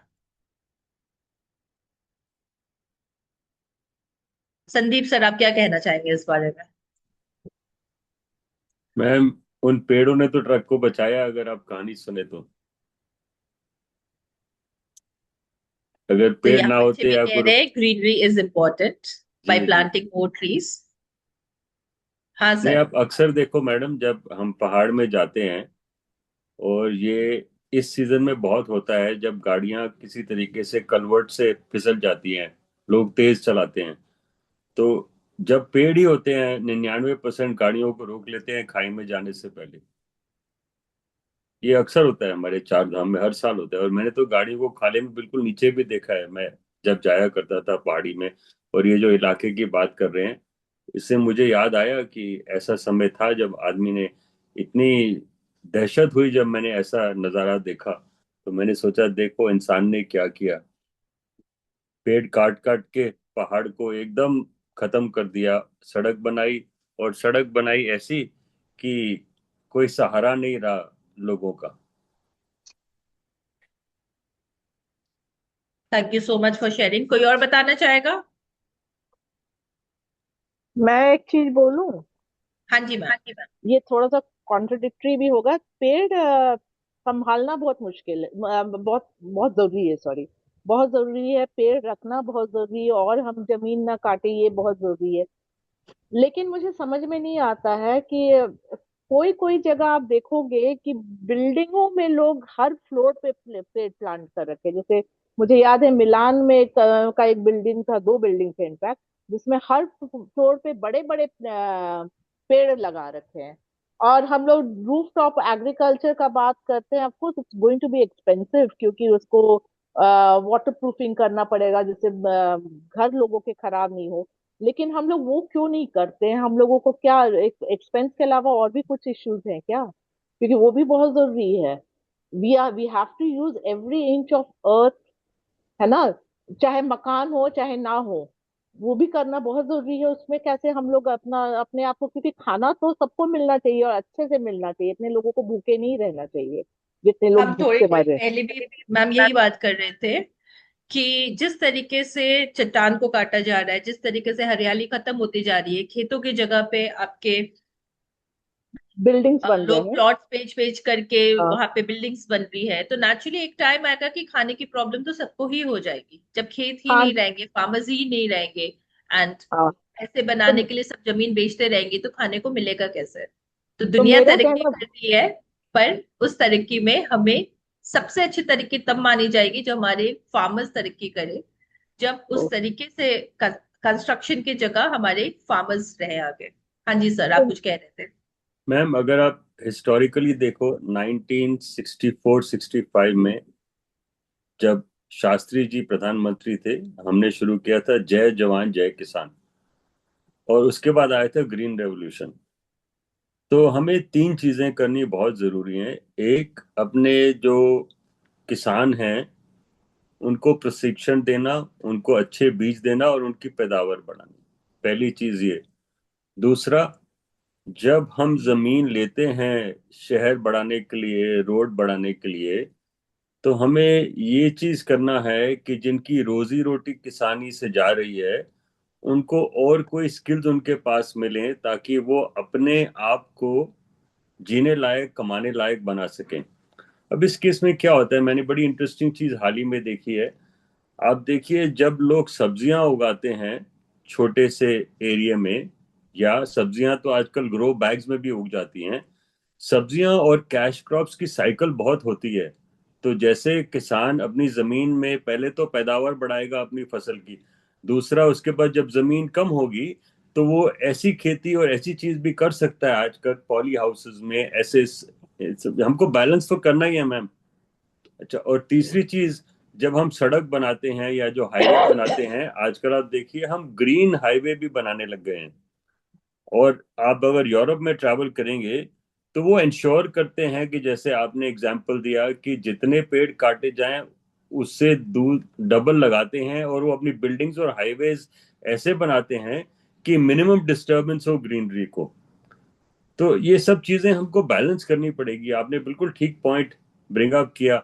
हम ठीक है, हम आप कहते हैं पेड़ मत काटो, हम पेड़ नहीं काटेंगे, परंतु दिक्कत क्या है कि आप और हम शहर में रहते हैं। अब जब सड़क बनेगी तो सड़क को कहीं से तो जाना है, आप घर गिरा के तो सड़क बना नहीं सकते। तो जब सड़क की चौड़ा करा जाएगा सड़क, तो दाएं बाएं के पेड़ों को चोट तो पहुंचेगी। तो मैं ये नहीं कह रहा ये गलत है क्या सही, ये बहुत बड़ा डिफिकल्ट चैलेंज है हमारे पॉलिसी मेकर्स के लिए, इसको बैलेंस करना, the human requirement, nature requirement and विकास। और जैसे हम आज की बात कर रहे हैं विकसित भारत की, विकसित भारत तभी होगा जब हमारे पास पर्यावरण होगा सबसे पहले, दूसरा हमारे पास जो इंडस्ट्रियल आउटपुट होगी, और तीसरा जो इम्पोर्टेंट चीज है कि हम सिटीजन्स सब मिलके अपनी धरती माँ को अपना समझेंगे, तभी ये बैलेंस आएगा मैम। अब जैसे मीनाक्षी ने बड़ा अच्छा एग्जांपल दिया, मैंने ऐसे सिंगापुर में भी देखा है, हर एक बालकनी में पेड़ उग रहे हैं, बिल्डिंग के ऊपर। वो बिल्डिंग्स ही ऐसी बनाते हैं कि जितनी ग्रीनरी बिल्डिंग ने डिस्प्लेस करी उससे ज्यादा क्रिएट कर देते हैं वो। So we have to look at that. We have to look at alternates. I just thought I'd share these two, three things with you. Thank you. Thank you so much. And जैसे कि हमने आज start ही करा है mother's day के wish के साथ, तो मदर्स डे का विश में एक चीज और आ जाएगी, सबसे बड़ी हमारी धरती माँ। तो आइए उगाइए नए पेड़ और अपने रिफ्लेक्शंस मुझे भेजिए। अपने पेरेंट्स के साथ, अपनी मदर्स के साथ, अपने सिबलिंग के साथ एक फोटो भेजिए, एक छोटा सा राइटअप भेजिए और लिखिए कि आपने धरती माँ से क्या सीखा है। और हम आगे बढ़ाते हैं अपना और मिलते हैं अगले हफ्ते विद यस मनीषा जी, आपके जाने से पहले मैं माँ का मतलब बताना चाहता हूँ। आपने ये बड़ा अच्छा कहा। सबसे पहली होती है हमारी माँ, धरती माँ। दूसरी माँ होती है जो हमें पैदा करती है, और तीसरी माँ होती है जो हमें पालती है, और वो होती है टीचर। इन सब भारत तीनों माँ को भूल इन, गए, अब इन भारत तीनों माँ भी आ जाएगी बीच में। नहीं, जो पहली माँ है वो धरती तो भारत माँ ही है ना मैम। भारत माँ तो हमारी माटी है। पहली माँ तो वही है, धरती जननी। वो हमारी माँ है सबसे पहली। दूसरी माँ है जो हमें जन्म दे रही है, और तीसरी जो हमें पालती है, और वो टीचर होती है ज्यादातर केस में। तो तीनों को आज के दिन हैप्पी मदर्स डे बोलते हुए, आई थिंक ये बहुत अच्छा आपने एंड किया। आज बहुत अच्छा दिन है, और मेरे लिए specially because I lost my mother on Mother's Day last year. So it's a celebration of her life, and I look at it as a very good day. And I possibly came here to wish you all and to tell you कि अपनी mother से जितनी कहानियां सुन सकते हो सुनना, और तभी आप आगे रिफ्लेक्शन कर पाओगे, और तभी आप रिलेशनशिप का मतलब समझोगे। एक ही रिलेशन है लाइफ में, वो है मदर, जो आपको रिफ्लेक्शन और रिलेशनशिप का मतलब बता सकता है। और कहानियां केवल पढ़नी किताब से नहीं होती, कहानियां सुननी भी उतनी जरूरी है जितनी किताब से पढ़नी। आप यहाँ पे आते हो सर्टेनली सर। रिफ्लेक्शंस के लिए, जो मैम कह रही हैं, जो रिफ्लेक्शंस आप लिखते हो उनका पढ़ना भी उतना जरूरी है जितना किताबें पढ़ना जरूरी है। Thank you ma'am. So mother's love is unconditional, बाकी सबका प्यार कहीं ना कोई कंडीशन लेके आता है। So keeping this in mind, thank you everyone, happy Mother's Day, take care, love you, bye bye.